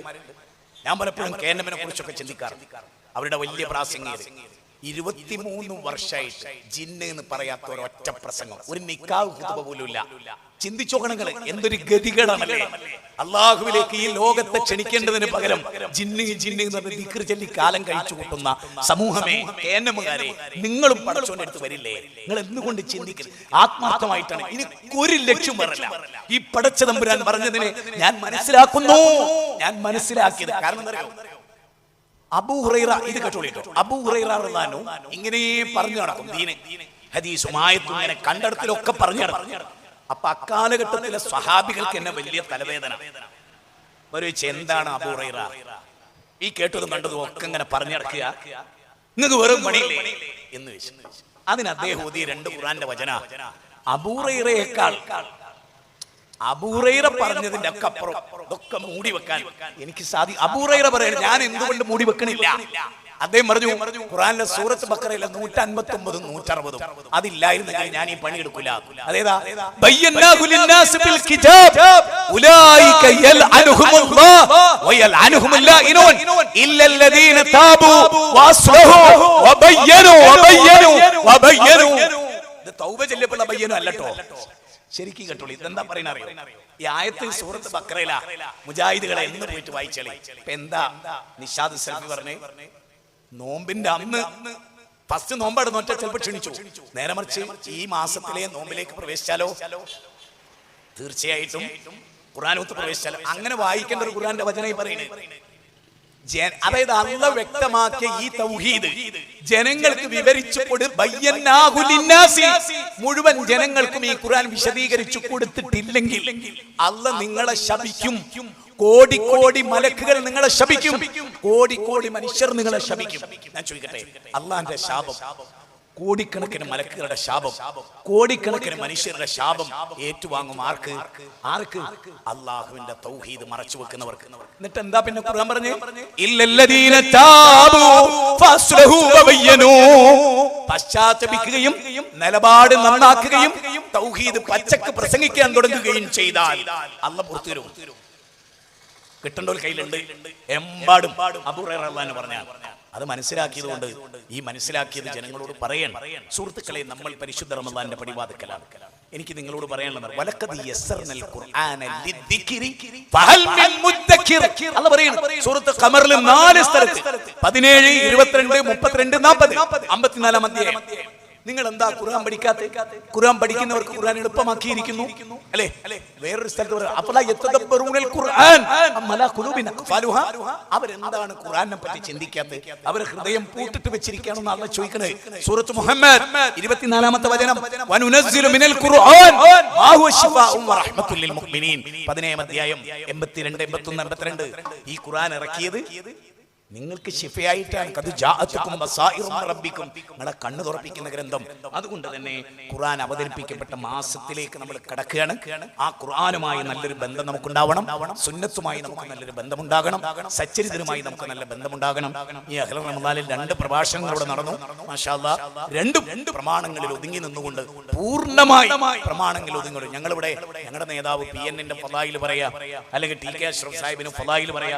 സത്യം പറയാൻ ചിന്തിക്കാറുണ്ട്, ഇന്ന് കേരളത്തിൽ 2 വ്യക്തികളുടെ ഫളായില് പറയുകയാണെങ്കിൽ പറയേണ്ട 2 ആളെ ഞാൻ പറഞ്ഞ പേരുകൾ. പക്ഷേ ഞങ്ങൾ അവരെ ഇരുത്തിയോ ഇരുത്താതെയോ അവരുടെ ഒരു ഫളായിലും പറഞ്ഞ് പൊക്കിയടിക്കുന്ന പരിപാടി ഞങ്ങൾക്കില്ല. കാരണം അത് അവരുടെ പുണ്യം കുറയും, അവരത് ഇഷ്ടപ്പെടില്ലെന്ന് ഞങ്ങൾക്കറിയാം. മുഖസ്തുതി പറയുന്നവരുടെ മുഖത്ത് മണ്ണ് വരിടാനാണ്. അങ്ങ് ഉള്ളാളത്ത് നിന്ന് തുടങ്ങി കേരള യാത്ര തിരുവനന്തപുരത്ത് അവസാനിക്കുമ്പോൾ ഉസ്താദിന്റെ പോലീസ് എല്ലാവർക്കും അറിയാം. അള്ളാഹിനെ പറ്റി ഒറ്റ സദസ്സിൽ പോലും, ഒരു മുസ്ലിം ഇരിക്കുന്ന സദസ്സിൽ പോലും റബ്ബിനെ പരിചയപ്പെടുത്താൻ അവർക്ക് സാധിച്ചില്ല. ഈ മതം ലോകരുടെ മതമാണ് എന്ന് പറയാൻ ഉസ്താദിനും ടീമിനും കഴിഞ്ഞില്ല. എന്തേ കഴിയാത്തത്? ആലോചിക്കണം. എത്ര ലക്ഷക്കണക്കിന് മനുഷ്യരെ ഈ കേരള യാത്രയിൽ കിട്ടി. പറഞ്ഞോ തൗഹീദ്, പറഞ്ഞോ ആഖിറം, പറഞ്ഞോ സ്വർഗം, ഞാൻ നിങ്ങളെ നജാത്തിലേക്ക് ക്ഷണിക്കുന്നു മനുഷ്യരെ എന്ന് പറയാൻ ഉസ്താദിന് കഴിഞ്ഞോ? മറിച്ച് ഉസ്താദിന്റെ പൊക്കിയടി അത് ഉസ്താദ് ആനന്ദത്തോടെ ഏറ്റുവാങ്ങി എന്നതല്ലാതെ അങ്ങനെയുള്ള വാചകത്തിന് ഞാൻ അർഹനല്ല എന്ന് പോലും പറയാൻ തയ്യാറായി. അതുകൊണ്ട് സഹോദരങ്ങളെ, ശരിക്കും മനസ്സിലാക്കുക, ഈ അഹ്ലൽ റമദാൻ അഖീദ ക്ലിയർ ചെയ്യുന്ന, ഈമാനിൽ ദുൽമ കലരാതിരിക്കാൻ, അതാണല്ലോ 8-ാം അധ്യായം 108-ൽ പറഞ്ഞത്. ഈമാനിൽ ദുൽമ കലരാതിരിക്കാൻ, ഈമാനഹും ബിദുൽമിൻ, ഈമാനിൽ ദുൽമ കലരരുത്. ഇതാണ് എനിക്ക് നിങ്ങളോട് സൂചിപ്പിക്കാനുള്ളത്. ഞാൻ എന്റെ വാക്കുകൾ ഇവിടെ